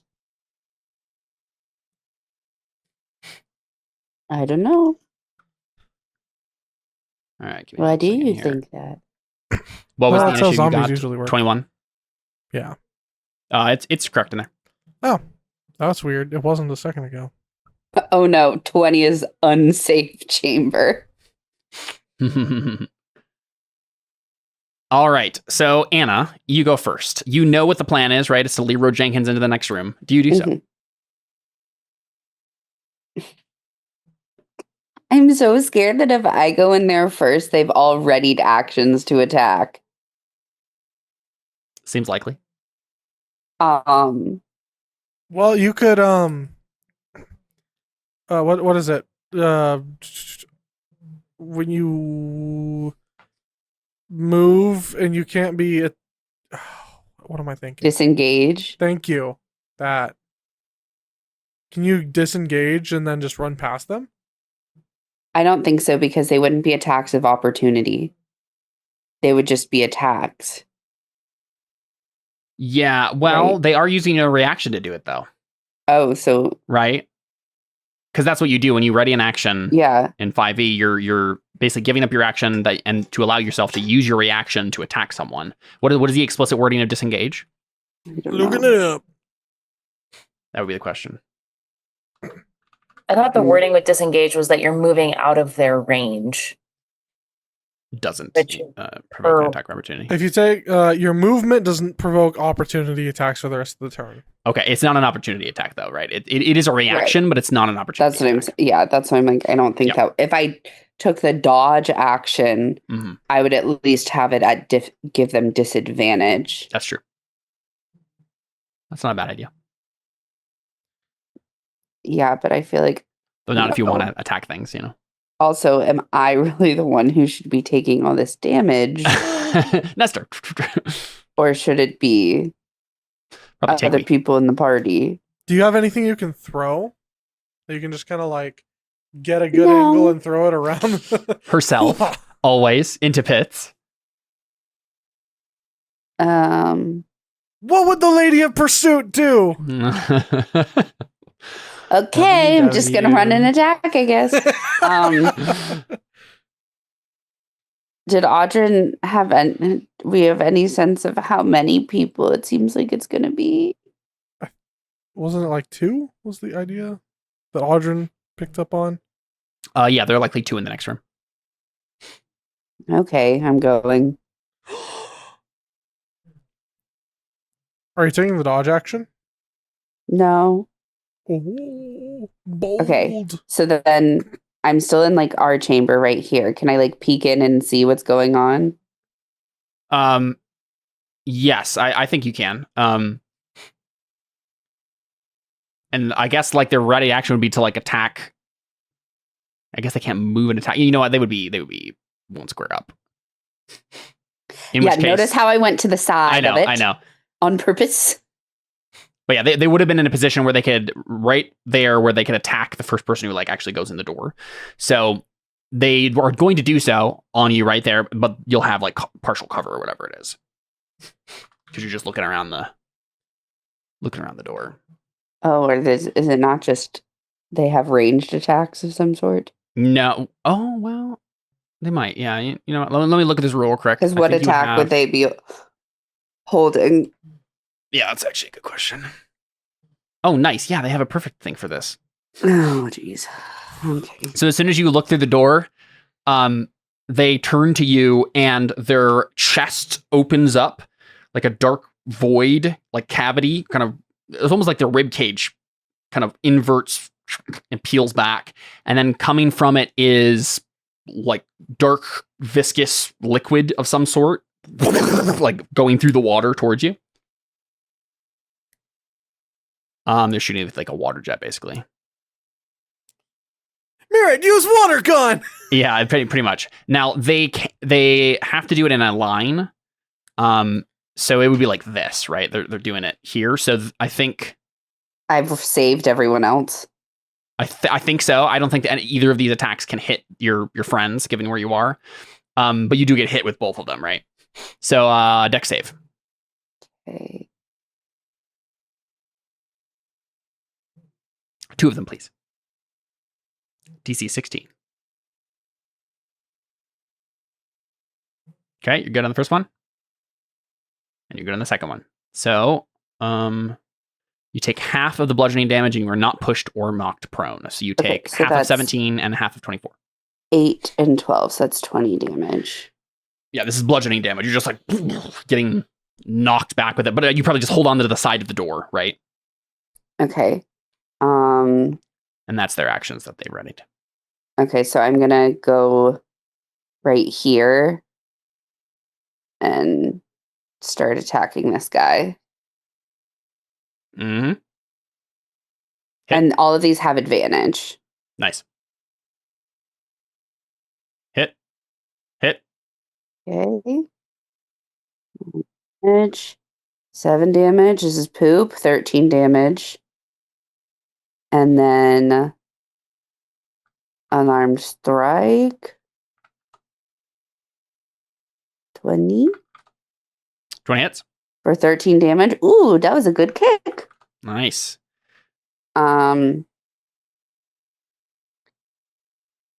Okay, and then I'm gonna move on back out. Bye, guys. Back it up. Back to whence I came. Yeah, so I'm imagining like Anna, you kind of rush forward. You're flying through the water, right? Like, and you gracefully get to the edge and look, and then and you like hold onto the door, and then you like maybe like pull yourself around, right, with the still holding onto the threshold of the door, swing yourself around, and kick, hit this guy a couple times, and then like gracefully kick and propel yourself backwards. Maybe I'm propelling myself by spinning my staff. Oh, nice. Yeah, I think that could be fun. Mm-hmm. All right, sweet. It's Nestor's turn now. Under like ranged attacks in the water are terrible. Does he have a crossbow or only a long? Or wait, does he? This is the question. I'm wondering about freedom of movement. Yeah, it says being underwater imposes no penalties on the target's movement or attacks. Wait, really? Yep. Which sounds crazy, but with the wording. Yeah, I know. The thing about that though is like I don't know if it makes sense logically. Like it makes sense with a melee attacker because you're like it's your movement in particular that's being hampered. But when you shoot an arrow through the water, the arrow does not have freedom of movement on it. Trust me, I agree. It makes no logic sense. But are we being logical in a world of magic? No, I hate that argument, and I will reject it every single time I ever hear it. Yes, the rules of the world still apply unless there's magic. Right, and the magic that his cast was freedom of movement. Yes, and the spell very explicitly, like, I guess maybe you're right. But, like, the thing about the spell logically is, like, what does the spell say it does? Before you get to the mechanic stuff, it says you're unhindered by, like, things that would hinder your movement. But you are not the person being hindered when an arrow goes through the water. I'm gonna look real quick. I think there's underwater combat. See if there's any wording here that would be relevant. A ranged weapon attack automatically misses a target beyond the weapon's normal range. If it's out of its range. Even against a target within normal range, the attack roll has disadvantage. Fling worst. Yeah, okay. The thing that makes me think that this is still applicable is that the whole thing with like making a melee weapon attack, a creature that doesn't have a swimming speed has disadvantage. Right. Unless it's one of these things. And a ranged one, it's the same thing, has disadvantage. Unless the weapon is a crossbow, yeah. But it's not about a swimming speed though, which makes me think that like freedom of movement, if it's like what is it doing? It's making you move better. That's what I'm going to make the call on. And I think it would make sense with a crossbow net or weapon that is thrown. But I think with a longbow specifically, once the arrow leaves his string, it does not have freedom of movement cast on it, and it will the normal things. Yeah. But likely, yeah, he can stab things. He's got short swords. We'll just do that. So now that they've used their readied actions.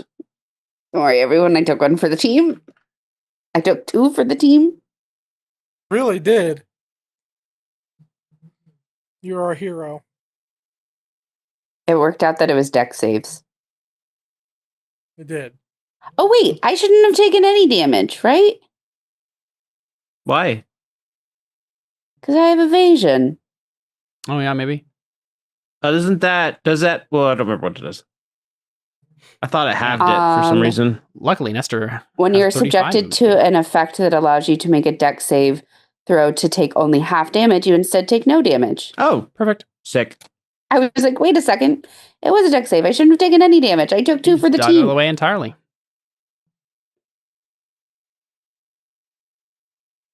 All right, these are Nestor's attacks. He has exactly 35 movement speed, of which allows him to get just to the thing, luckily. Wait, can he not go to the same one that I was attacking? Nestor, basic rules of D&D. Sorry, I was when I was trying to figure out if he could move to one of them, that was what I was trying to figure out. You're probably right, though. You got to pile in damage on the one person. He can do this just as easily, and it makes sense that he would go after the same one as you. All right, so we got 10, we got 8, and that 13 unfortunately does not hit. So, and he'll just stay by it. He doesn't really need to. I was about to say, we're just gonna like go into the room and keep running back and forth here. And what's really fun. That's my thing Anna, that I yeah, that makes sense. But I was just like, it's gonna be funny if we're just all doing that. Yeah. What's fun about, like, Anna was like flying through the water, and she does have freedom of movement cast on her, but it does look like she's like flying through the water.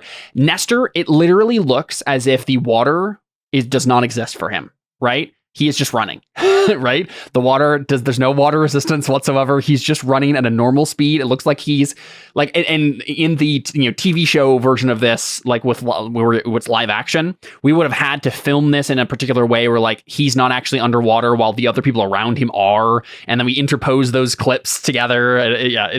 Cool movie magic is happening here, guys. And then he stabs into this Merid, and out comes this kind of weird like necrotic gore from it, right? It's a very obviously dead still. And Aldrin, it's you. I cast Rebuke the Undead. No, I wish. I don't think you have that, my dude. No. Unless, no, I'm just kidding. Just gonna take a level in cleric right now. I'm just gonna become a cleric. I'm just gonna pray.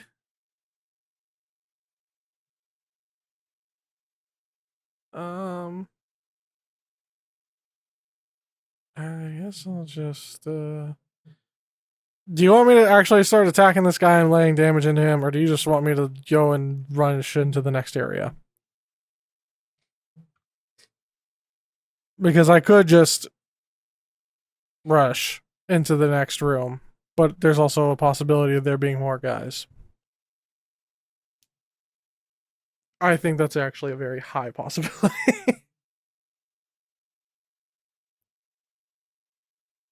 Does it seem like there's is there a clear like rune or something to be pressed to open a door? Yeah, he said that it's like right next to the door. There's like a panel right next to each door. Okay. My question is it going to take us a while to figure out the door? If it's going to be like automatic, then no, let's take care of it. Then we first. should just but like. If it's like, oh no, it's going to take us like a couple turns to like figure out how to open up the door, then I want to do it sooner rather than later, so that way we can maybe minimize the chance of taking more of this necrotic damage. So real quick, I'm marking doors that are currently closed with an X. If there's a wall here that doesn't have an X, that means the door is open. Doors wide open. But yes, you could certainly take a look at the door and try to fiddle with it if you wanted to, Audrey. So I don't know. I don't know off the top of my head if these doors should just like work really quick. It did seem like Namudara had to do a particular arcane thing. So, and he would have shown you, but like, yeah, you'll see when you try it. All right. Well, I guess I'll just spend my turn running. And you have freedom of movement cast on you, or you have the cloak of the manta ray? I think I have freedom of movement, right? Or do I have cloak? I thought we gave you the cloak. I think you have the cloak. Okay. So you're just swimming. Like a manta ray, right? The cloak billows around you. And my swim speed is just normal. Your swim speed is 60 feet. Oh. Which is why we gave you the cloak, because then you can be faster than you would be with freedom of movement. You have to have the hood up. That is a rule. So you are Batman right now or whatever, right? Like, cool manta ray Batman. I mean, Rayman. Man Ray! Man Ray. There you go. Yeah. Yep, so you can easily swim all the way there. We see cool, like, dark manta ray Audrin. Buy the skin on Fortnite now. And you get to the door. Do you have enough? You have like an action or whatever you can. Yeah, since you got to move so much feats, then I got to do the things with my action. Yep. So a character adjacent to a pressure lock control can spend an action to open or close one of these doors here. It does require a check of some sort. What would you like to try? Arcana would be the easy one. But if you have another idea, I will hear it. I actually want to try deception. I want to lie to the door. You fail and waste your action. It. All right, Takeaway, it's your turn. I want to gaslight the door and make it think it's already open. You attempt to talk to an inanimate object and you look like a fool, and then your turn ends. Hey, Darius did it all the time. Fair enough. Yeah, you know what? Yeah. We've established that cosmology already. Yes, you're completely right. And technically, this is a magical item. So technically, if you spent enough time banging your head on a door, then maybe you could make it alive. It's not going to take one action, though. Look, I'm not one to push on a pole door. I will Arcana. I certainly know Audrin is not. Yep, 40 is certainly far beyond what you needed. You put your hand on the rune and it immediately opens. And you do see there's a guy right there who also shoots you with water. So go ahead and make a dex save. And when I say water, again, I mean like weird necrotic gore water. Biley gore water. Shot from his distended ribcage. Biley Gorewater would be a good character name. Good band name. Ooh. Biley Gorewater. No, you're right. I think it is a better character name. Biley Gorewater. I actually like that a lot. Yeah, it kind of grows on you, doesn't it? I'm going to write that down. I'm legitimately, that's a fun, like, joke character name. Yeah, I agree. Some whimsical yeah. character, yeah.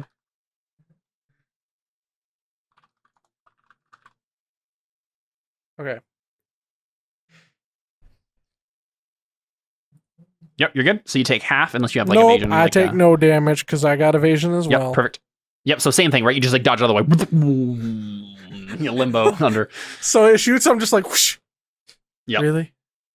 Exactly. But yeah, there's one in this chair. Oh, actually, sorry, you see this one too. I forgot this one was over here. So that one also shoots you because it can. I was too zoomed in to see it in the GM layer. One more dex save for me, please.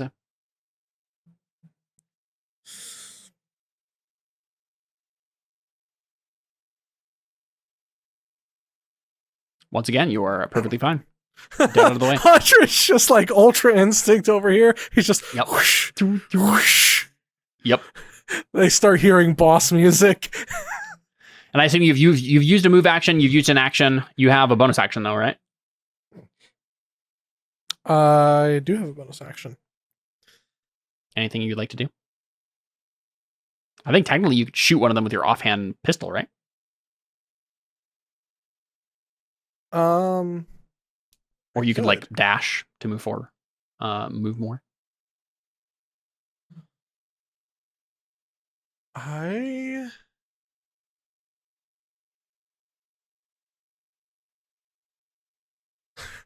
think Audrin will shoot him. Yeah, Audrin will just go, let me show you how it's done. Mm-hmm. Which one? The one in front of you or the one, the one like right near you or the one far away? The one next to me. Yep. Go ahead. Now, pistol magic pistol. Still gonna fire okay? Not arrow? Yeah, okay? This one doesn't rely on, yeah. a bolt of energy being shot. Yep. Okay. Unfortunately, it's prejudiced just against longbows, pretty much, or like throwing weapons, like a dagger. If you try to like, but yeah, that hits. Okay. Nice. But certainly How's with it feel- radiant damage, right? Like, yeah, it's all spiritual anyway. How does it feel about radiant damage? It doesn't look like especially vulnerable to it. Does Hurt. it seem at least more like mildly irritated that it's radiant damage? It is dead. Did I stutter? It doesn't have feelings or emotions or desires of any sort. The dead can groan. How much damage They did it being end up dead yet taking then? speaketh, but they do not emoteth though. That's true. How much total damage did it end up taking? It was just 17. Okay. Yeah, it didn't seem like it had resistance or anything. Yeah. Everything went through. So it doesn't have a ton of hit points. Well, it didn't die. No. Okay, when I said it was dead, I was referring to Audrin. Okay. Audrin It's asking undead. for an emotion from it and Yeah. it not having any. I did not say it died instantly. Okay, I thought that's what you were saying. I was like, it's dead. I'm It like, was- okay, it well, was creature already dead. down. No, it was already dead. That would have He been did not cool. dead it more. You're That just would've- like, stop. Boom, headshot. Mhm. That's what I Oh, it's thought. zombie logic. That's fair. That's actually fair. Zombie logic would be very convenient for Audrin now that he has pistols. Mhm, mhm. One headshot just takes him out. And these are zombies, but you are 19th level characters in a D&D campaign. So I know, but usually when we attack a creature and you say it's dead, it's because it's dead. that is true. That is true. But I said it after Audrin asked if it was mildly irritated. Not after. I know, and I thought you were being snarky of, yeah, it's gone now. So- You killed Fair it. enough. It's so Fair enough, fair enough. irritated. Yeah, It's that's so fair. That's fair. irritated that it's dead. Yep. All right, cool. Take me. Okay, I go I up, see you're already there. I rage, and boop, boop. Hit. Nice. And Yep, that's my turn. It is moderately injured. Takui also, right? You have a swim speed, right? So you're kind of like swimming through the water. And you bring Dust Crusher around. The glow and the fire of it is really cool in the water because it's like bubbling the water around it. Like it would be hissing with steam, but it's not really. There's nowhere for it to go. So you just see It's glowing, it's radiating in the water. That was Yep, and then it- crazy. slams him upside the head and do a lot of damage. It's I'm moderately like a injured. This glowing mermaid right now. point. Exactly. And that's my turn. All right, cool. Now I'm gonna roll a d6. Roll a d6. That's exactly where my brain went to. Okay, everyone in this chamber right here, Which chamber? the one that you were in, and Serge and Benedict and Great. Anna, everyone in there, the doors close, Fun. and suddenly you feel that aura that you've been, kind of pressing on you. It gets worse. So both these doors Fun. close on either side, and you all have to make the save again. Con save. Good finger on So this much finger. for that death ward. Literally have to crit to make the death ward. So I'm pretty sure I'm going to 1 HP. Nice. All right, here is Benedict. Okay. And Surge. Yep, still no. So I'll roll both the damages separately this time. So here's the cold damage and the necrotic damage. Oh, And I that's take better those roll. at the same time? Yep. Okay, so I go to 1 hit point. Yep. And there's the death ward. Yep. All right, doing damage for Surge and Benedict as well. As you feel like the chamber locks in, and then suddenly it feels like more of the water from outside somewhere is being, like, you don't see this, but like that's what it feels like. It feels like more of the presence of outside is being shoved into this chamber. And yeah, you feel this like cold and necrotic damage. And it's Surge's turn. So I think he... Oh man, Benedict is not looking so hot. Surge might give him some healing.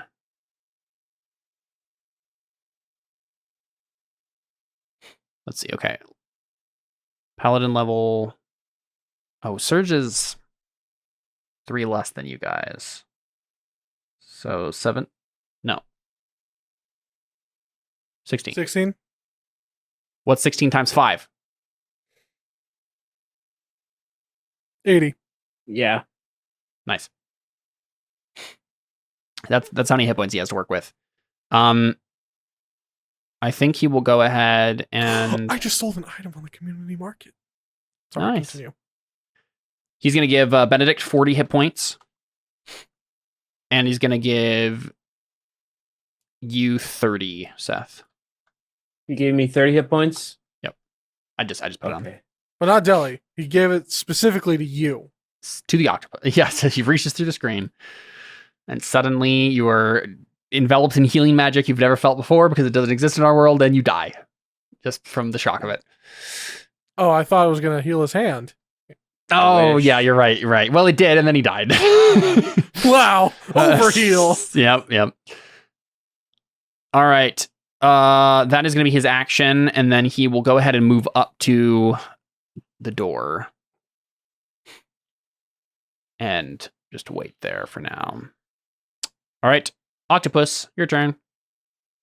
Oh, it's my turn. So the door in front is closed. Yep. The only door open is the one to the left. There's no door to the left. It's just 2 doors, one in front of you, one behind you, both closed. What am I supposed to do then? Well, Audrey opened one of them. Wait, you said they're both closed. Yeah, but there's runes next to every door that open them. Oh, okay. You just have to spend an action and make a check. Well, I'll go forward to... Where's the one in front of me? Right here, on the X's. Oh, okay, so it's on the X. Okay, so... Yep. What the heck? It won't let me... Okay, there we go. We'll swim up to it, and I will try to touch it. And I'm imagining any of the octopi in Children of Ruin trying to use technology. I think the best thing I can do is an Arcana check. Or could I do an Insight check? Or no, that's not. No, doesn't not make insight. sense. Okay, Arcana check it is. Makes sense. I'm not doing great tonight. Wow. Yeah, 14 isn't good enough. You can't, and it might be because of your tentacles. Like you just like slop all over the rune, and you're like, I don't know what I was doing. Wasn't expecting to have to do this right now. Exactly. There's an octopus. All right, That's it's what the I do. Myriad's turns. Let's do this. I think they might have to recharge this. No, they don't. Okay. This one, I'm going to start from the top. This one is going to swim over to you, Audrin. And they have tridents, by the way. The gum? Yup.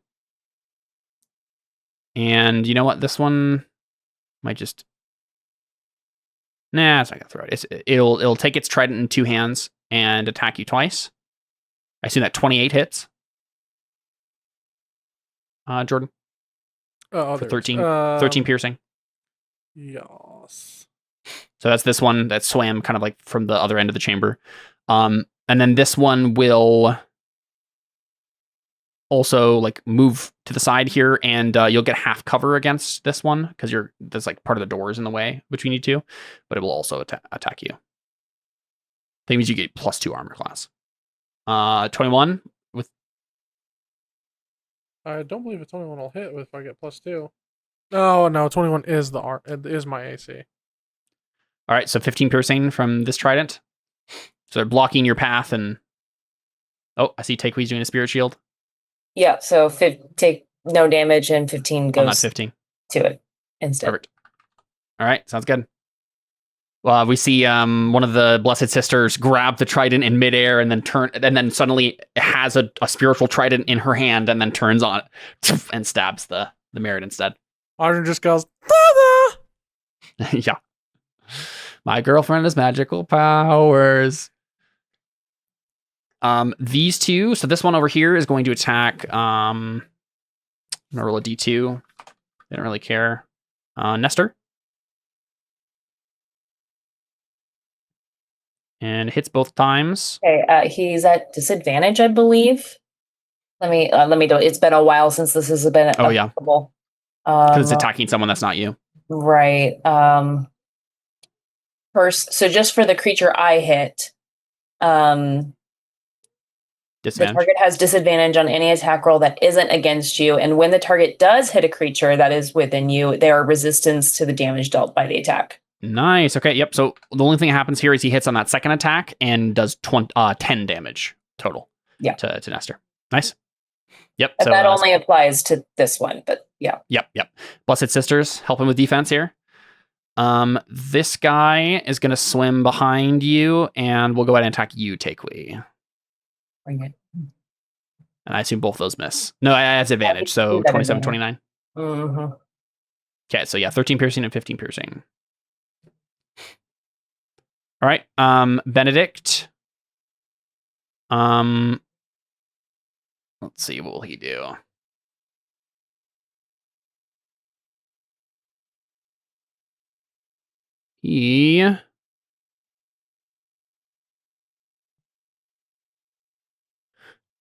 Let's see, dispel magic. Only person.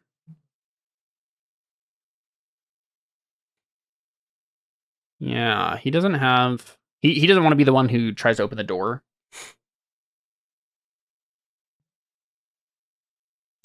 But I'm not sure what other spell you'd want to cast right now.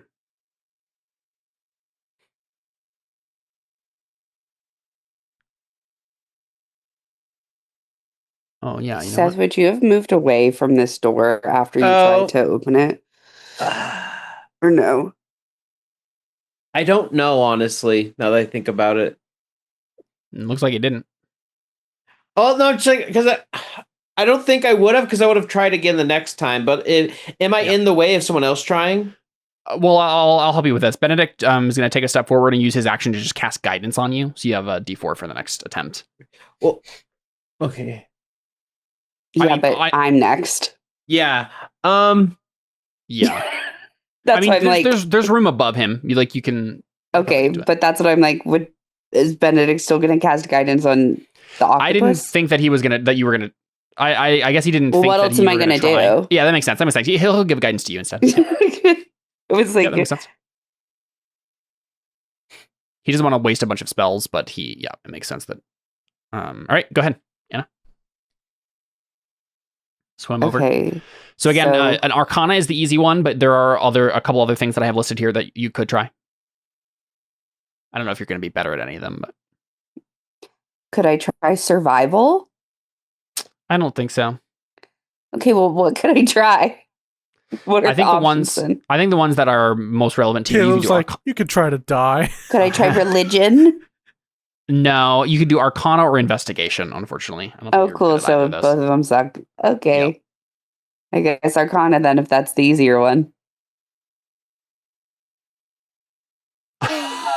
Nope. You want to use that guidance, Sarah? I'm not going to use any guidance. Very good. It's that scene in Wreck-It Ralph where not Wreck-It guy's like, I'm going to wreck it, hits it, and he makes it bigger. Makes the prison bigger. Okay. Nestor is going to attack the Merid next to Takewee here. Fix it, Felix. Yes, thank you. He doesn't have advantage, so he's got 7 and 6. Okay. I think it's technically Fix It Felix Jr. Yep. All right, there you go. Nestor is fighting this guy. That's all he'll do for now. And then Audrin. Okay, do you guys want me to just get past these guys and just keep going on and try to get to the end, or do you want me to close this door? Because I think it's a funny idea of just like, dude. Well, Yeah, we then don't goes seem back. to be able to control the ability to open and close them completely, given something else is opening and closing them. Yeah, the ultimate solution to this whole thing is to get to the controls and fix it. Yeah. But I'm sure there's going to be a bigger, stronger bad in here. Could be. Could be, he says. The DM, he says. Could be. So am I going? Certainly see. You can certainly try. That's Mhm. I know your phrase. I know your phrase, man. So do I could just like genuinely reload Jenkins. Mhm. I could reload Reload Jenkins. Jenkins. Leroy. Roy. I could Jenkins this up a little bit. Should I just run and do that, or should I hang back and start killing?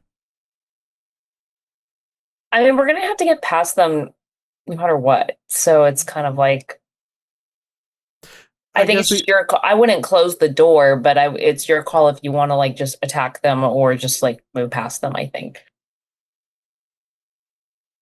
My only concern is if you Leroy Jenkins past, Right. Then you get are there going to be 2 more guys in the control room? right. Well, but I think Then my concern trying is to going to be fix like it. maybe 3 guys, like 2 more of these guys, and then a bigger, like badder guy. Yeah, my concern is that you're gonna get stuck. I don't necessarily think that you should close the door because we're gonna have to go damage these guys anyway. But like that's just my opinion though. If you think it'd be better to close the door and then just come help us with these 2 first, then that's whatever you think Audrey would do at the end of the day. I don't think either are a bad option. I think the funnier thing is to close the door. I don't necessarily think that's the better move.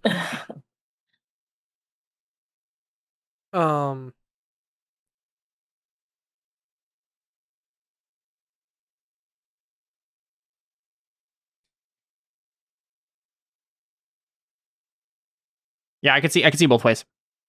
Try to press on or close this door and like face the ones behind you or whatever. You're not sure if these guys have the capability to try to open it. Would it be an action to do an intelligence check to see if I could figure out whether or not they would? No, that you can do that for free. Okay. Do an investigation. Investigation. Are they No, Arcana. Arcana? To see their motives, would that not be insight? Well, this is I think he's like, do they have the capability? Like, can they open okay. doors? Are they intelligent enough to do so? Didn't we see the door open from them? Like, nope. The door. It seems like the doors have been opening and closing on their own. Oh, just truly on their own. Mm-hmm. With a 41, Aldrin, you are confident that they do not have the intelligence to like use the door like it's supposed to be used, but you think they might be able to force it open somehow if they applied enough force. And that could damage the door and make things worse. Maybe, or you think they could just. You do think that they might be able to open the door somehow. It wouldn't be the same way. It might not be as easy for them to do so. So it might buy us a couple turns. Because like they obviously have some sort of memories from their previous life because they can use weapons and stuff. So they might remember something about the skill here, but they will likely not be finessing it open. They would just be like slamming their hand on the panel or whatever it is, right? Or trying to jet down the door or something like that.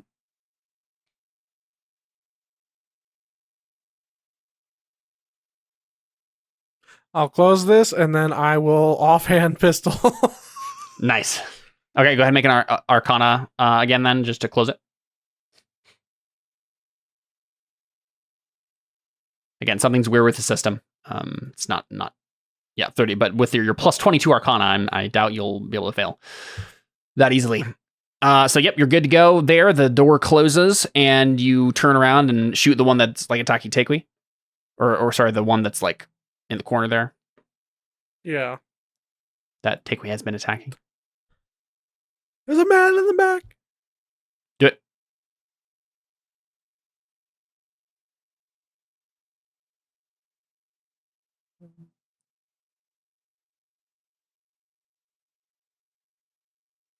You got a pistol? Click. Yep. Nice. Yep. Hit. 17 radiant. Sounds good. You kill this one. So I was just like, Audrey looks up at both of them and he goes, yeah, no. Dink, kong, bah!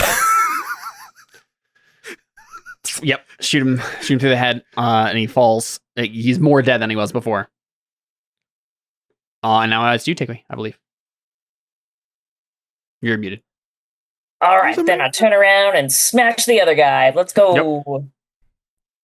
There's a man in the corner. No. The 19 hits, though. Would you not have moved to flank them? I know. You can do it. That's fine.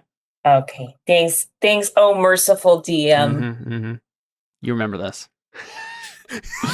You remember this, Caleb said calmly. Says the guy who almost killed a character last session because at a medium encounter, easy encounter for y'all. Wow. Yeah. You hit both sides. Okay. In Caleb's defense, Welcome. He gave a medium encounter for the full party. For the full party. Yeah, that was my problem. All right, cool. Yep. You're attacking this guy, slamming into him. They're not really giving much in the way of reaction, obviously, right? Okay, unsafe chamber. The doors open and the room stops being unsafe. But I will roll again to see which other room becomes unsafe. The same one. Very good. Why did you say other room then, you liar? I'm rolling a d6 and this is 3 is the number here. Yeah, you should have phrased it of which room is unsafe this turn. I suppose so. I suppose I should have done that, but I did not. Okay, make your con save. Here is the cold and then necrotic. Yeah. It's a different chamber than it was before because time has advanced. Therefore, the chamber is actually a different chamber now because it's a different moment in time. I would say so. You took the words right out of my mouth. I think everyone failed. Yeah. So 11 cold and 12 necrotic. Yeah. Out of curiosity, I'm like, does the giant octopus have any resistances? No. Of course not. It does not. Just an octopus. This is weird. Obviously, from your guys' perspective. Oh, go ahead. The giant octopus has 2 attributes. One attribute, hold breath. It's while out of water. I thought it said while underwater it can hold its breath for an hour. And I was very confused because it also had water breathing. Yeah. I read that wrong, though. It can either hold its breath for an hour or it can just breathe. Your choice. It's a great singer, let me tell you. Yeah. All that breath control. So from your guys' perspective, the doors haven't changed, right? This chamber is just killing you. I thought it was the kind of thing where it's like, No, I don't think so. I think if it's like the same thing twice, then the doors don't open and it just like is continuing to be unsafe. Okay. There we go. Surge will. Let's see can he give you any help to this? 11 killing counterspell. Nope. Aid. Nope.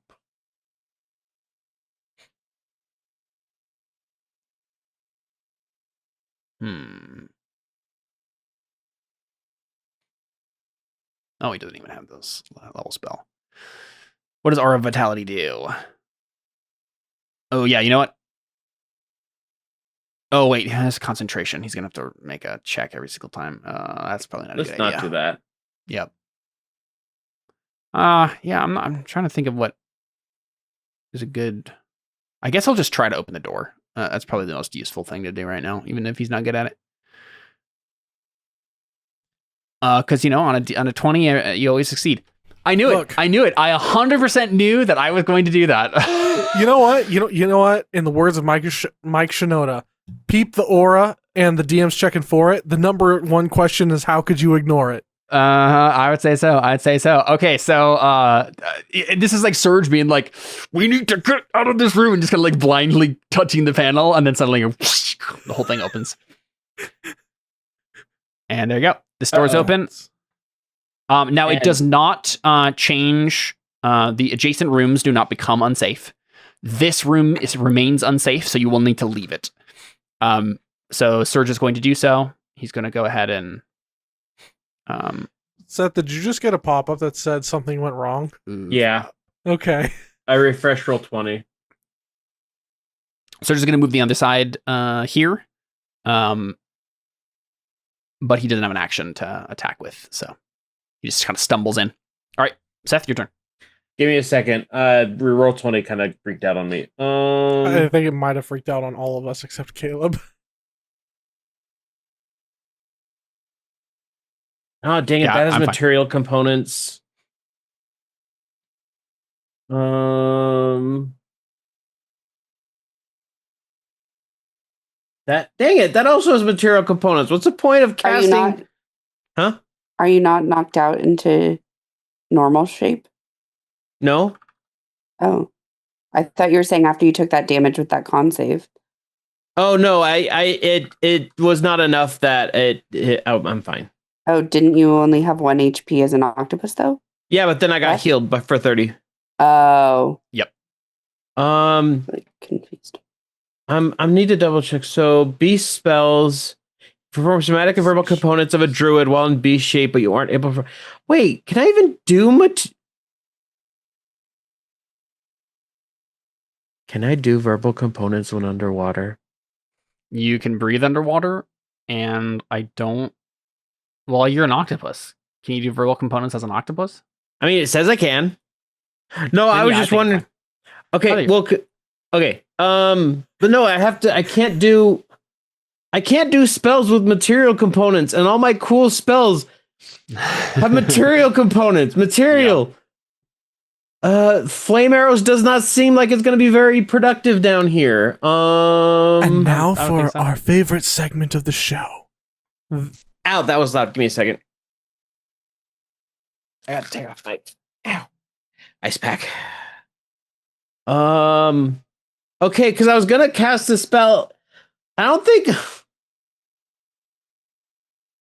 I can't cast Call Lightning. There is no ceiling. No, you cannot. No, I was gonna cast Cone of Cold. I figured, yes, Cone of Cold in water. That sounds material components. So does Moonbeam. I was not expecting to not be able to do material components. Storm of Vengeance is 9th level. Should not waste that. Is literally the only thing I can cast Guiding Bolt. An upcast Guiding Bolt. It looks like it. This is sad.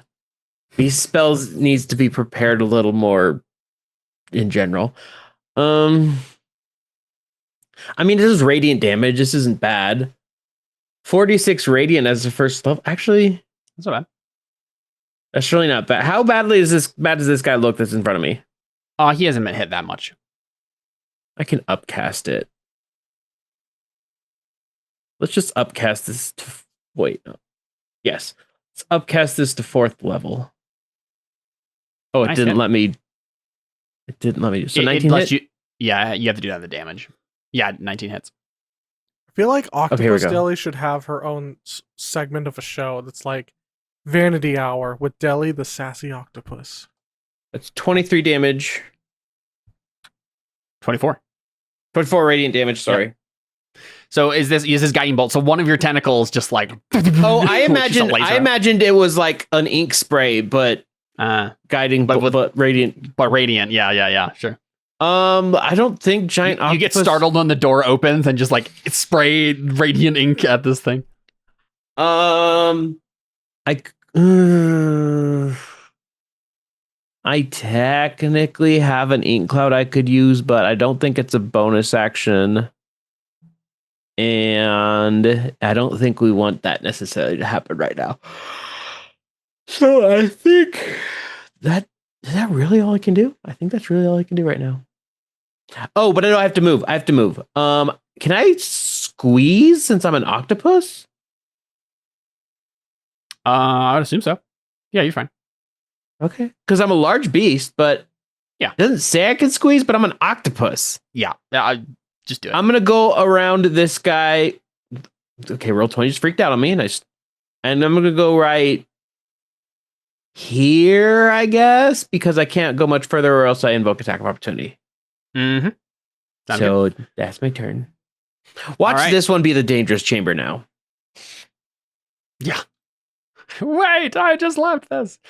All right. The Marids have been all...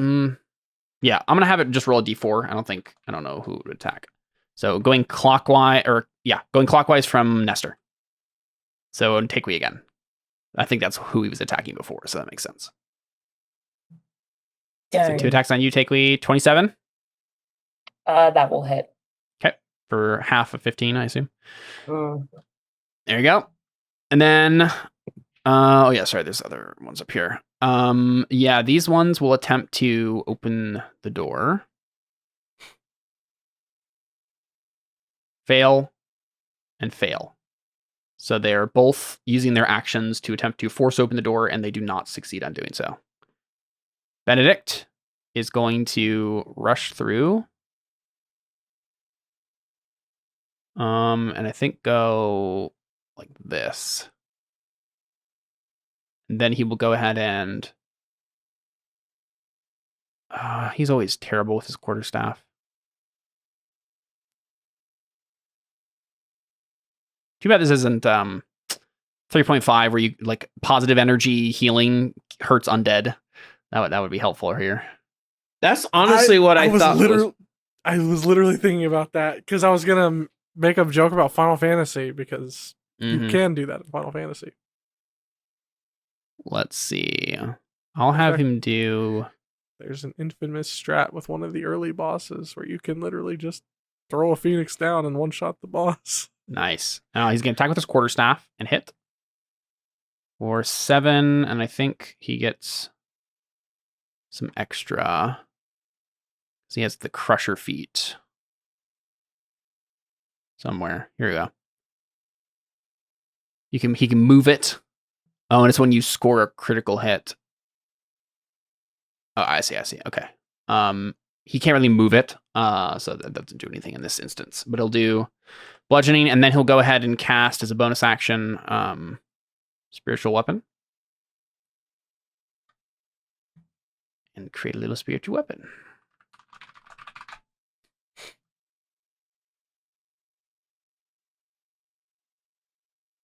We'll do spiritual mace right here. And Benedict, he got a 17 on that, which hits for 12 force damage. There we go. Anna, back to you. Whee! You were still in the dangerous chamber. Yeah, but now I can... What are the chances it's going to be then this one again? You know? Well, now I can hit this guy and see what happens from there. Yep. Do it. 27. 27 hits. 9. Yep. Hit. 29. 11. Hit. Yep. Another hit. 13 damage. Seems very close to death. Let me kick him. Hit. Dead. Well done. See, when you say dead, that's why we think I thought that. Re-dead. Yes, but she just did damage to it. So the context, I think, is pretty clear. No re-deads. No. None of those, please. I guess I'm just going to move into the chamber with all my friends so I don't get singled out. Because I surely am not going to be able to open this door. Yeah. So I'm going to come back. I'm going to come up here, like right there. Just so if the door opens, they can't use the ray thing of water to hit everybody. Yep. Behind you, Anna, you see a viewing port and a face. Oh, just kidding. I don't like that. I'm going to this side, actually. It's staring at you. I'm going to the other side. I've changed my mind. Yep. I changed my mind. Out this window, you just see the void of darkness and the abyss of the ocean. So. Oh, I don't like that either. I'm just going to close my eyes, maybe. Sounds I good. close my eyes only for a moment and the mirror's gone. So Nestor runs over to you, Aldrin, and says, "We're opening the door. Kill him on the other side now. Now that we know they can be killed." He does this through. Audrey just goes, Yeah. He'll just ready an action to stab the first one that he can attack when you open the door. And then it's your turn. Arcana, my friend. Unless you don't want to open the door for whatever reason. actually, can I open the door with Mage Hand? Yeah, sure. It's not actually like a hand scanner or anything. Yeah. I think I wanna like Step back. take a step back. Yeah, go for it. Arcana.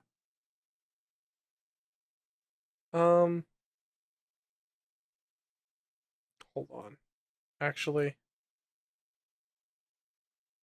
I need to do that so I can. Oh, but if I step back there.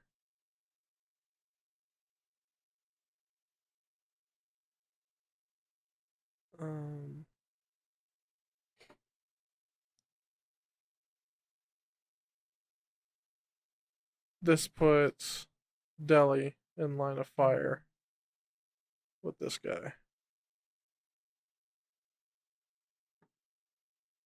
Maybe I don't step back. Maybe I man up. I won't step back. No, I won't step back. that line of fire thing that he does, right? It goes to anybody in that line. Oh, the water jet? Yeah. Yeah. Mm-hmm. Okay. Then I'll stay here because then if they shoot, Then at they'll me, just they attack. should- Yeah. Well, even if they do the bile thing, they won't be able to hit anybody else. But if I step back even one, then they can get Delhi. Is that how it works? Because Each creature in that line. Yeah, that's what I figured. I don't think it matters. I'll just stay there. Because this way, they can't. This way, they'll probably just attack you with their trident. Go for it. Arcana. Done. Arcana. Door's open.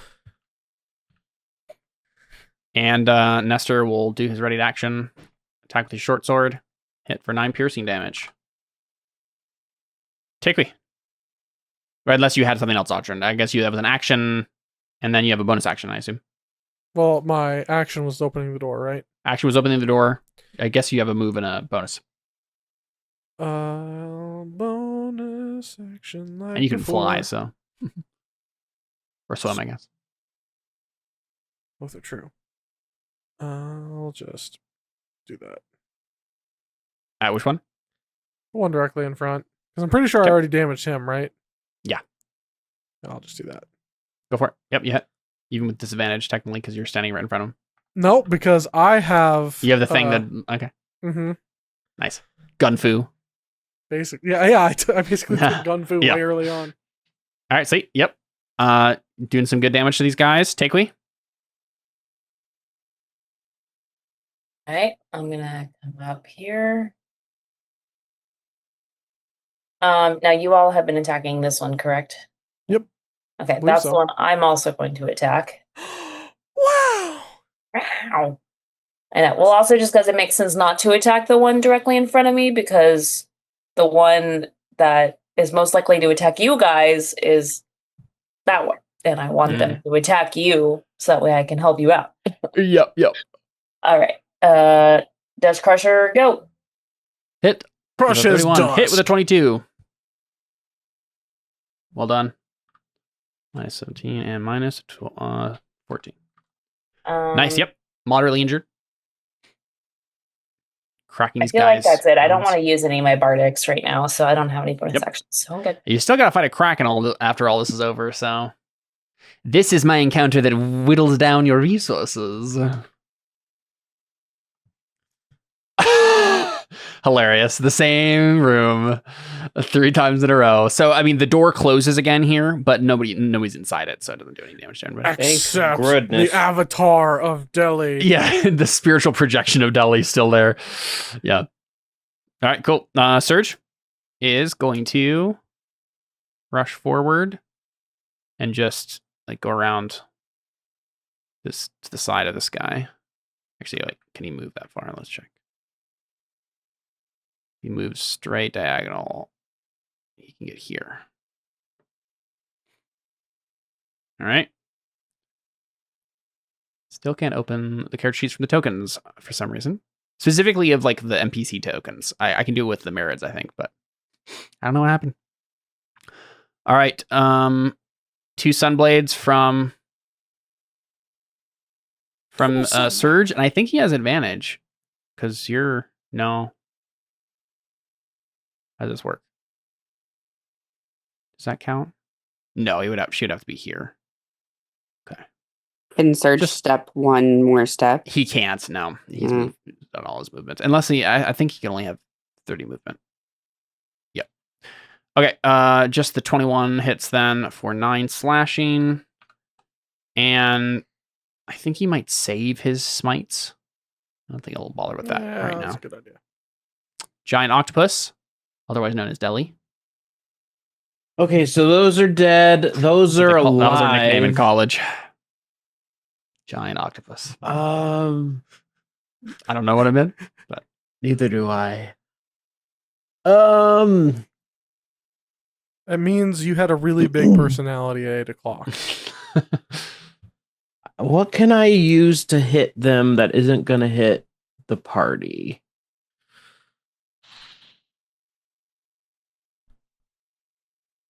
That doesn't also have material components. How bad are people looking? What's the... Like, I could use it, do a heal. Oh, phase bolt. I'm at about halfway. What's the bard spell where you insult people? Vicious Mockery. Vicious Mockery. There's something that won't hurt the party, and doesn't have components. I don't have that though. I could cast heal. Wait, where? Cast heal every day. Oh, there's Anna. How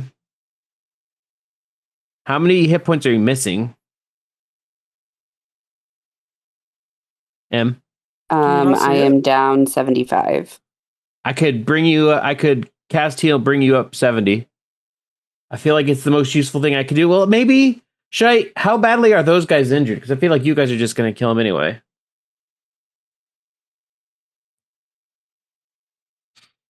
These ones are both moderately injured. I'd say this one more so. The one right in front of everybody. You might just hold off. They're about to go. Is it worth it to potentially try and take one down or just let them go?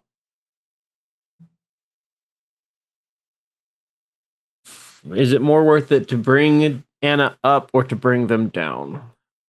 I wonder if, because we're probably going to have some more encounters, if maybe your best bet is to like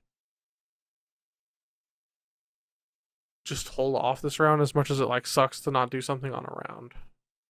I mean, I could at least do a cantrip.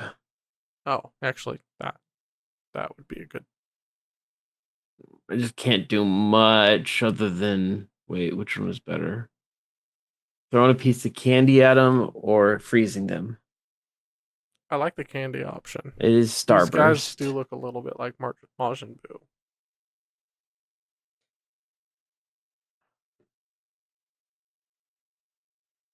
These guys don't look like they have much for charisma, so maybe I'll do that. That's 4d8 damage. I'll do Starburst on the one that's more moderately damaged. Giving them candy? Great. What are you doing? Who gives fish candy? You're supposed to attack these guys. Well, it's 11 radiant damage on a failed charisma save. All right. Oh my gosh. They like almost succeeded that save. I am just using this like base merit stat block. I didn't actually change it for them being dead exactly, but So they do have a really good charisma save. I mean, let's be real. Harpo, very charismatic. Fish with the Riz. But yes, this one at least is just against one or both of them. A 5-foot cube, so it could hit both of them. Yeah. Okay, so this is just the one in front of you. Then I'll make the save for the other one. Okay, both fail. So that's 22 damage. Isn't bad. Oh yeah, there you go. Okay, nice. Yeah. Okay. Is that it from you, Giant Octopus? All I can do. All right, it's their turns. I think I will just roll randomly for them. This one in the middle is going to do a d4. We'll do counterclockwise, starting with Takely. So Audrin. Makes sense. Both those miss. And then this one over here, I think I'll roll a d2 and see if they're going to misses. you know what? This one's just going to attack Audrin because I think if it attacked you, the door being the way it is, you'd probably get cover or whatever. So we'll do 2 more attacks on Audrin and both miss. All right, yep. So they're kind of mindlessly fighting with their tridents here, trying to attack you. Your Ultra Instinct dodging them all. The Benedict will just go ahead and go forward. Here, I don't think he has more movement than that. Let me check. Nope. So he'll just go there, and he will attack with his quarterstaff. Hit. And he will move them 5 feet back because of his crusher feat. And we've established at this point that you don't get an attack of opportunity for that because it's unwilling. Yeah. So we established. Okay. If you're pushed. I know we did that for so long. And then he gets to do his spiritual weapon as well. I'll move it over there. Misses, though. You can move it 30 feet, right, Emily? The spiritual weapon? I know, that's what I'm trying to think.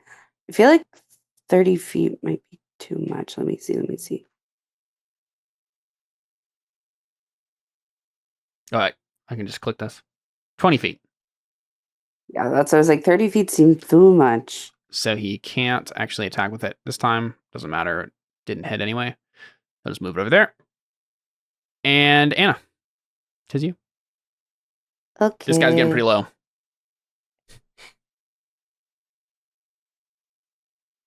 Okay, I'm gonna come to here. That's crazy how slow that thing moves when you think about it. Mm-hmm. I guess I'm gonna go right. Like, just imagine there. like seeing that thing just like Yeah. over the course of like 6 seconds, just like just a floating sword. Advantage, Anna. So yeah, so I'm attacking that middle guy. It's actually a really funny picture. Mm-hmm. Hit. 13 damage. Nice. Not dead yet. 10 damage. 27 hits. Not dead yet. Hit. 7 damage. Dead. Excellent. Okay. Is this guy over here too? Yep. I'm gonna move 1 square and kick him. Nice. Whoops. I don't know why I rolled twice. 8 damage. And now I want to ask them if they're going to stay in that chamber or come in here, but we're underwater, so I can't really ask that.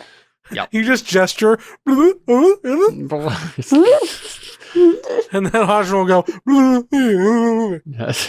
Everybody's moving into this chamber, okay? And nobody understands anything.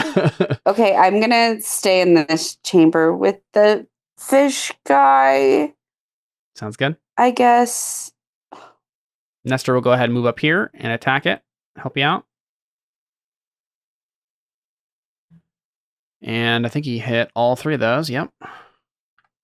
So 9, 17, 26. Stabs a couple times with short sword. And that'll be it from Nestor. Audrin. That's 1 pester from Nestor. Mm-hmm. All you, Audrin.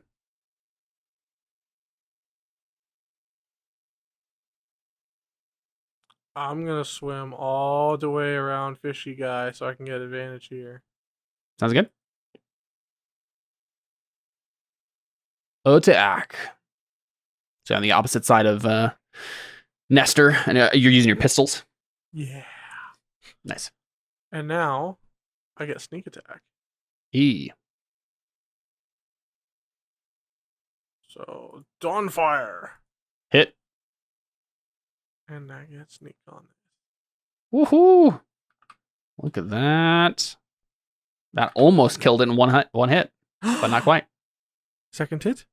Hit. Kill. Definitely dead. Yay. And it's kind of just, I mean, they're in water, right? So it's like, it doesn't really like fall over. It just kind of like gets hit with it and then just kind of goes limp and starts floating through the water.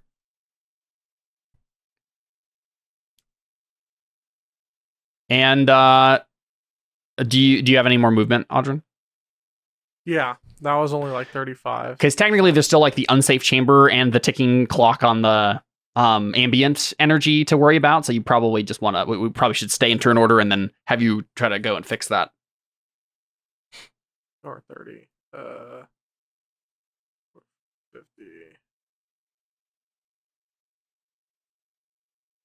I think that should put it at 50. All right, cool. That is the Cloak of the Manta Ray movement. 60 feet. 60? 60. I thought it was 50. It's 60. Nope, 60. Oh. There you go. Take me.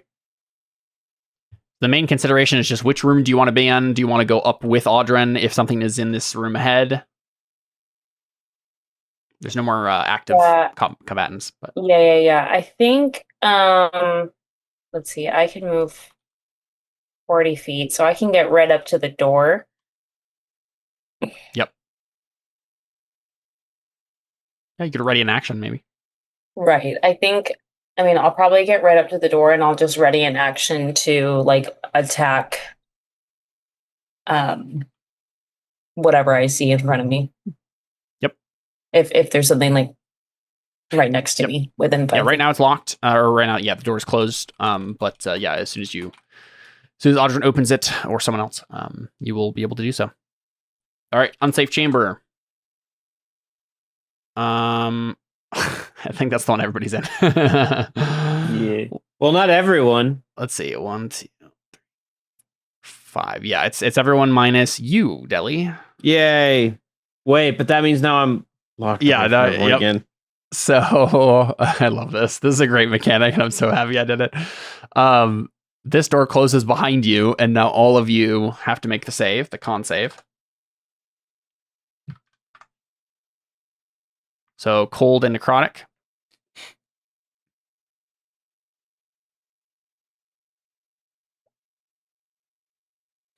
And add 4 to most of them.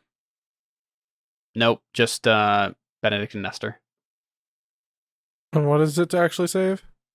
22. So Benedict got it. Barely. And Nestor did not get it by 1. Now, question, Caleb. Yep. Because my oh, never mind. Okay, never mind. We're good. I just want to gesture to Benedict and be like, yeah. Okay, so see, this is what's interesting with the wording with how like my spirit shield works. The spirit shield says when they take damage, you can use your reaction to reduce the damage. Does not say an attack. It says takes damage. But and then he does something to an attacker if there's an attacker present. Right. So I can technically just reduce somebody's damage, I think. But it won't like hurt.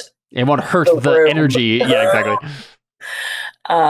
Okay, is anybody like particularly low that could like use? I'm now at a quarter of my hit points. I'm using Flash of Genius, so I don't have to take damage at all. Okay. If you save, you don't have to take any damage? He has evasion too.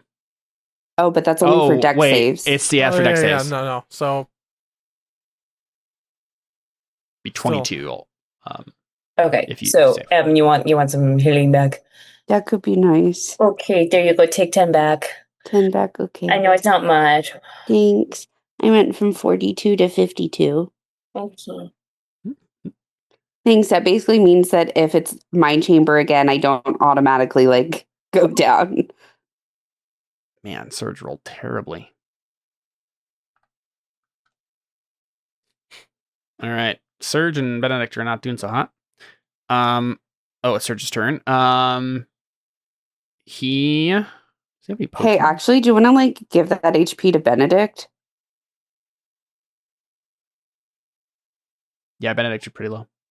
He's at 25 right now. I just am seeing. Can you or no? Yeah, he gave it to him. Okay. Maybe that's the better call. Yeah. Just so the cleric doesn't go down. Yeah. Is it a move action to drink a potion? No, I don't think we've ever said that. Item interaction. But I think we've always said it's a full action. Yeah. I think in the new rules, it's an item interaction, and the new 2024, yeah. 2024 rules. Yep. But yeah, in 5e, I think it's just a full Surge is going to drink a potion. And then he is also going to, I forgot he had this. I don't think it was very relevant because he hasn't. He tries to drink the potion, but when he uncorks it, it just fizzles out into the water. He doesn't even need to drink. How does he do this? Just spray it all over. I guess he just pours it on top of himself. Does he just have a straw that comes out from somewhere and just sucks it up? I don't think we need to think about it. He also gets 20 hit points back because Jordan, I need you to think about this for your Warforged. How does your Warforged drink a potion in the next campaign? He applies it like oil, like the Tin Man. That's what I said a second ago. Yeah. It's like oil. And then Surge will move up, and he doesn't have an action to use, but he'll go ahead and be there too. Giant Octopus, it's you. You're stuck. I go up to the door. This is starting to become familiar. I do an Arcana check. Do it.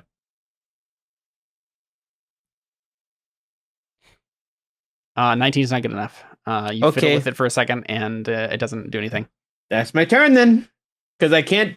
There's no one else here. Nothing else to do. Yep. Now it's another great time for our segment with Vanity Hour. With Deli the Sassy Silly Octopus. Songs, the Giant Octopus. Yes. Benedict is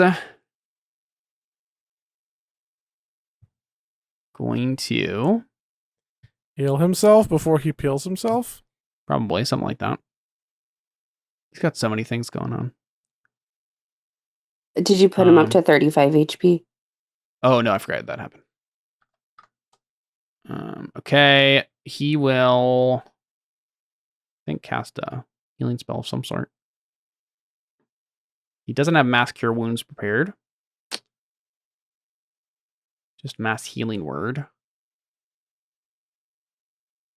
So I want him to do something. I guess he'll move his spiritual weapon. He'll move himself up this way. And he will go ahead and give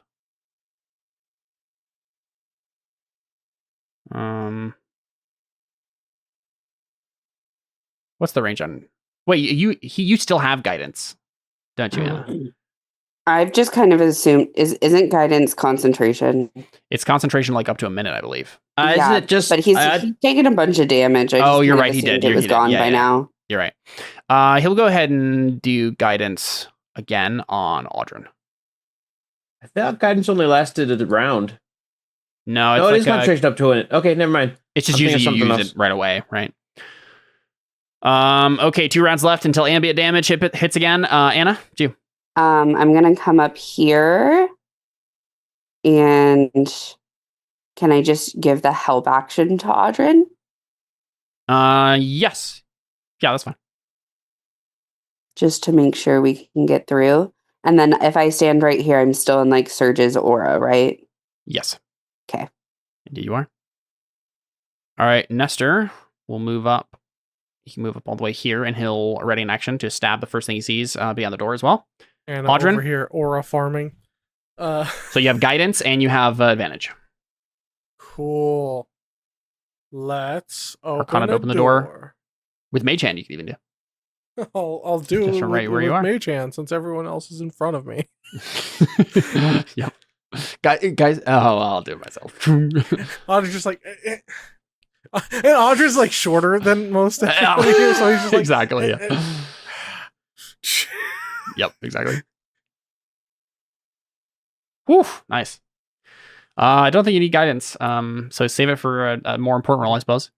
And the door opens, and you see beyond that there are Marids in the room, but they are all floating. They're not like waiting in ambush. There's like a bunch of bloated bodies floating around the room. It seems obvious to you, Audrin, there is something different about these. They are not like they're bloated and like non-functional. They're not undead. They're not undead, but they're not alive, or they're not unalive. They will not attack you. Let's put it that way. You still have movement and a bonus action.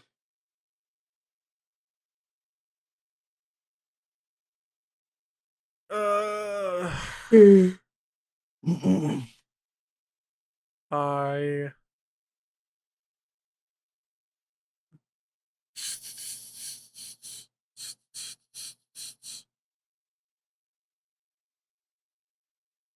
see. I don't.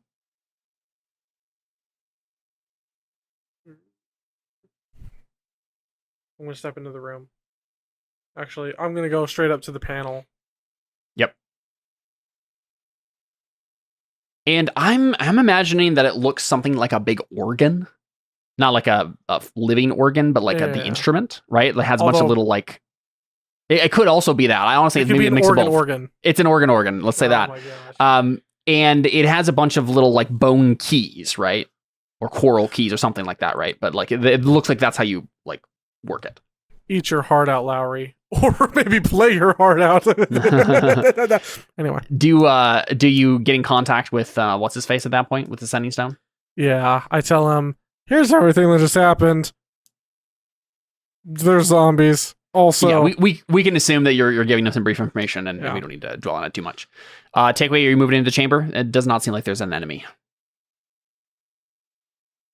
Yeah, I mean, I'm not gonna let Audrin like just be in there by himself. So Takeway will move up like next to him. Sure. And the way that this works, actually, right? All this is like a curved half circle that you've been going through. So the very end of this, it keeps going to your right, right? It's like moving around, going around the rim again. But it seems like that you've reached the other hub on the opposite side of the prison. It does continue going around at a curve to your like up and to your right, basically. Yeah, I think I'd stay next to Audrin though. So like even though like okay. So I think I'm just gonna stay next to him, and I'll just like, even though like we're pretty certain that these things aren't gonna attack, I think I'm just gonna just ready in action to attack if they come near me. Just in case. Yep. Makes sense. All right, let's roll unsafe chamber. Of course, it's the one you guys are in. That's nice. Part of why I changed rooms, because if it hit 5, I wouldn't get hit. And if it hit 6, only you would get hit. Exactly. Although if I didn't change rooms and none of it, you know. So just you two need to make this con save. Again, it's 22, so Alyssa, you're fine. You don't have any bonus from swords, not though. fine. I just take half. You take half, yes. Let's see. And again, this is like chill, oppressive cold pushing down on you, seeping into your bones. Pressure. Yep. So Audrey, you take the full. Take back 16. Nice. So I'll do 14. Take that room. All right. Cool. And then I can also use my reaction. Oh yeah, and I guess the door closes too. Reaction to do what? I have another thing that lets me. What is it called? The thing that gives me the resistance to necrotic technically lets me redirect it, but it doesn't matter because it's never been relevant. Why does something keep going wrong with Roll20? Do you not know? Refresh in a second. I gotta find. I know I have a thing that. Surge is not good at opening doors. I think he might just try to force it, he gets frustrated and like stabs the panel or something. And hurts himself, and nothing happens. But yeah, he's attempting to force open the door or something. Maybe he's trying to like stab his like sunblade or something like through the door and like open it or something, but it's not working. He's trying to do something forcefully. Maybe just lifting the door or something. A giant octopus. The door in front of you opens because this room here stopped being unsafe. Okay, well, I'm going to zoom forward. Like, get out of the way. Let me open the door. And now try to do the next one. Yeah, do it. Arcana. Can I finally roll well, please? Nope. Okay. All right. Benedict will go ahead and he's still giving Audryn guidance, and I think he'll continue to do that, but he'll just move his spiritual weapon up 20 feet, and he will ready an action with his quarterstaff to attack an enemy that he sees within range because he doesn't know if anything's going to happen next. Anna, it's you. Want to try opening this door? How much later are we going to be going, Caleb? Because we just started at the end. We're pretty close. Yep. Okay. If we end now, it'll be very anticlimactic. I feel like I would like to ready a help action for Deli. Mm-hmm. Yep. Because she's going to have a better chance at this door than me. Yep. Sounds good. All right. Nestor will ready an action again. That's easy. Audryn, you want to try fiddling with this? You get some information back from the warden, and you know like the basics, right? Whatever he can tell you. I mean, he told you as much as he could before you left, and so when you tell him like, okay, I see that this key is like pressed down. Is that supposed to be? And he's like, no, it's not, right? so you just start like fiddling with it at this point.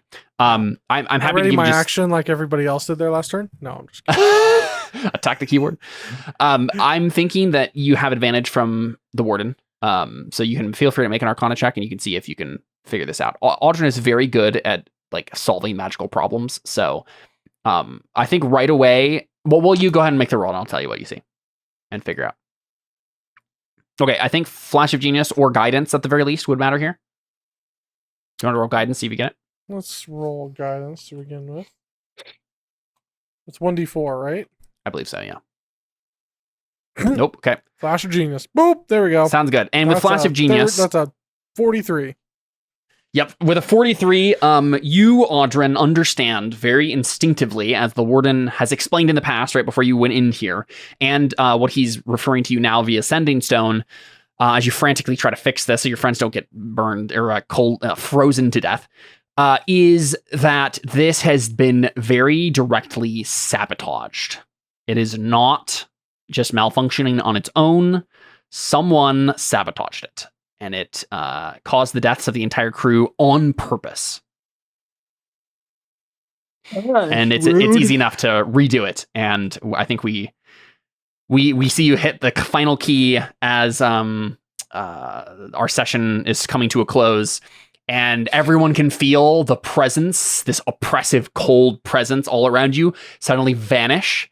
And like warmth fills your bones for the first time in like, almost a minute. And you're just like, oh, okay. And just like still underwater. It's kind of like, but the cold that you feel in the water is nothing compared to what you were feeling before. And so it almost feels warm to you. And pretty quickly, Audryn, you keep pressing the things, pressing on the various keys, and the warden is guiding you through it. And we see the water start to recede, right? As the doors start to like lock down their procedures, drain all the water out, and then open up again. And you have noticed this problem and solved it very quickly because Audryn is awesome at this stuff. And but as you do, right, like maybe we just see like Takui turn to you, and you'll say, good job, and like, what was it, right? And we just see on Audryn's face, he knows, right? He knows that this is not just a malfunction. Someone has directly sabotaged that. You do not know who yet, right? But this definitely what happened. So Audryn,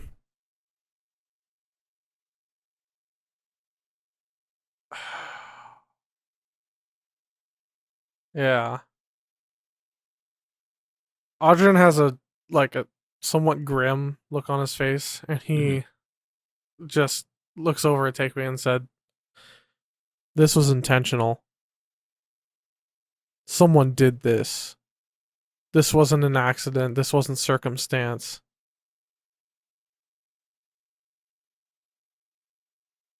Which either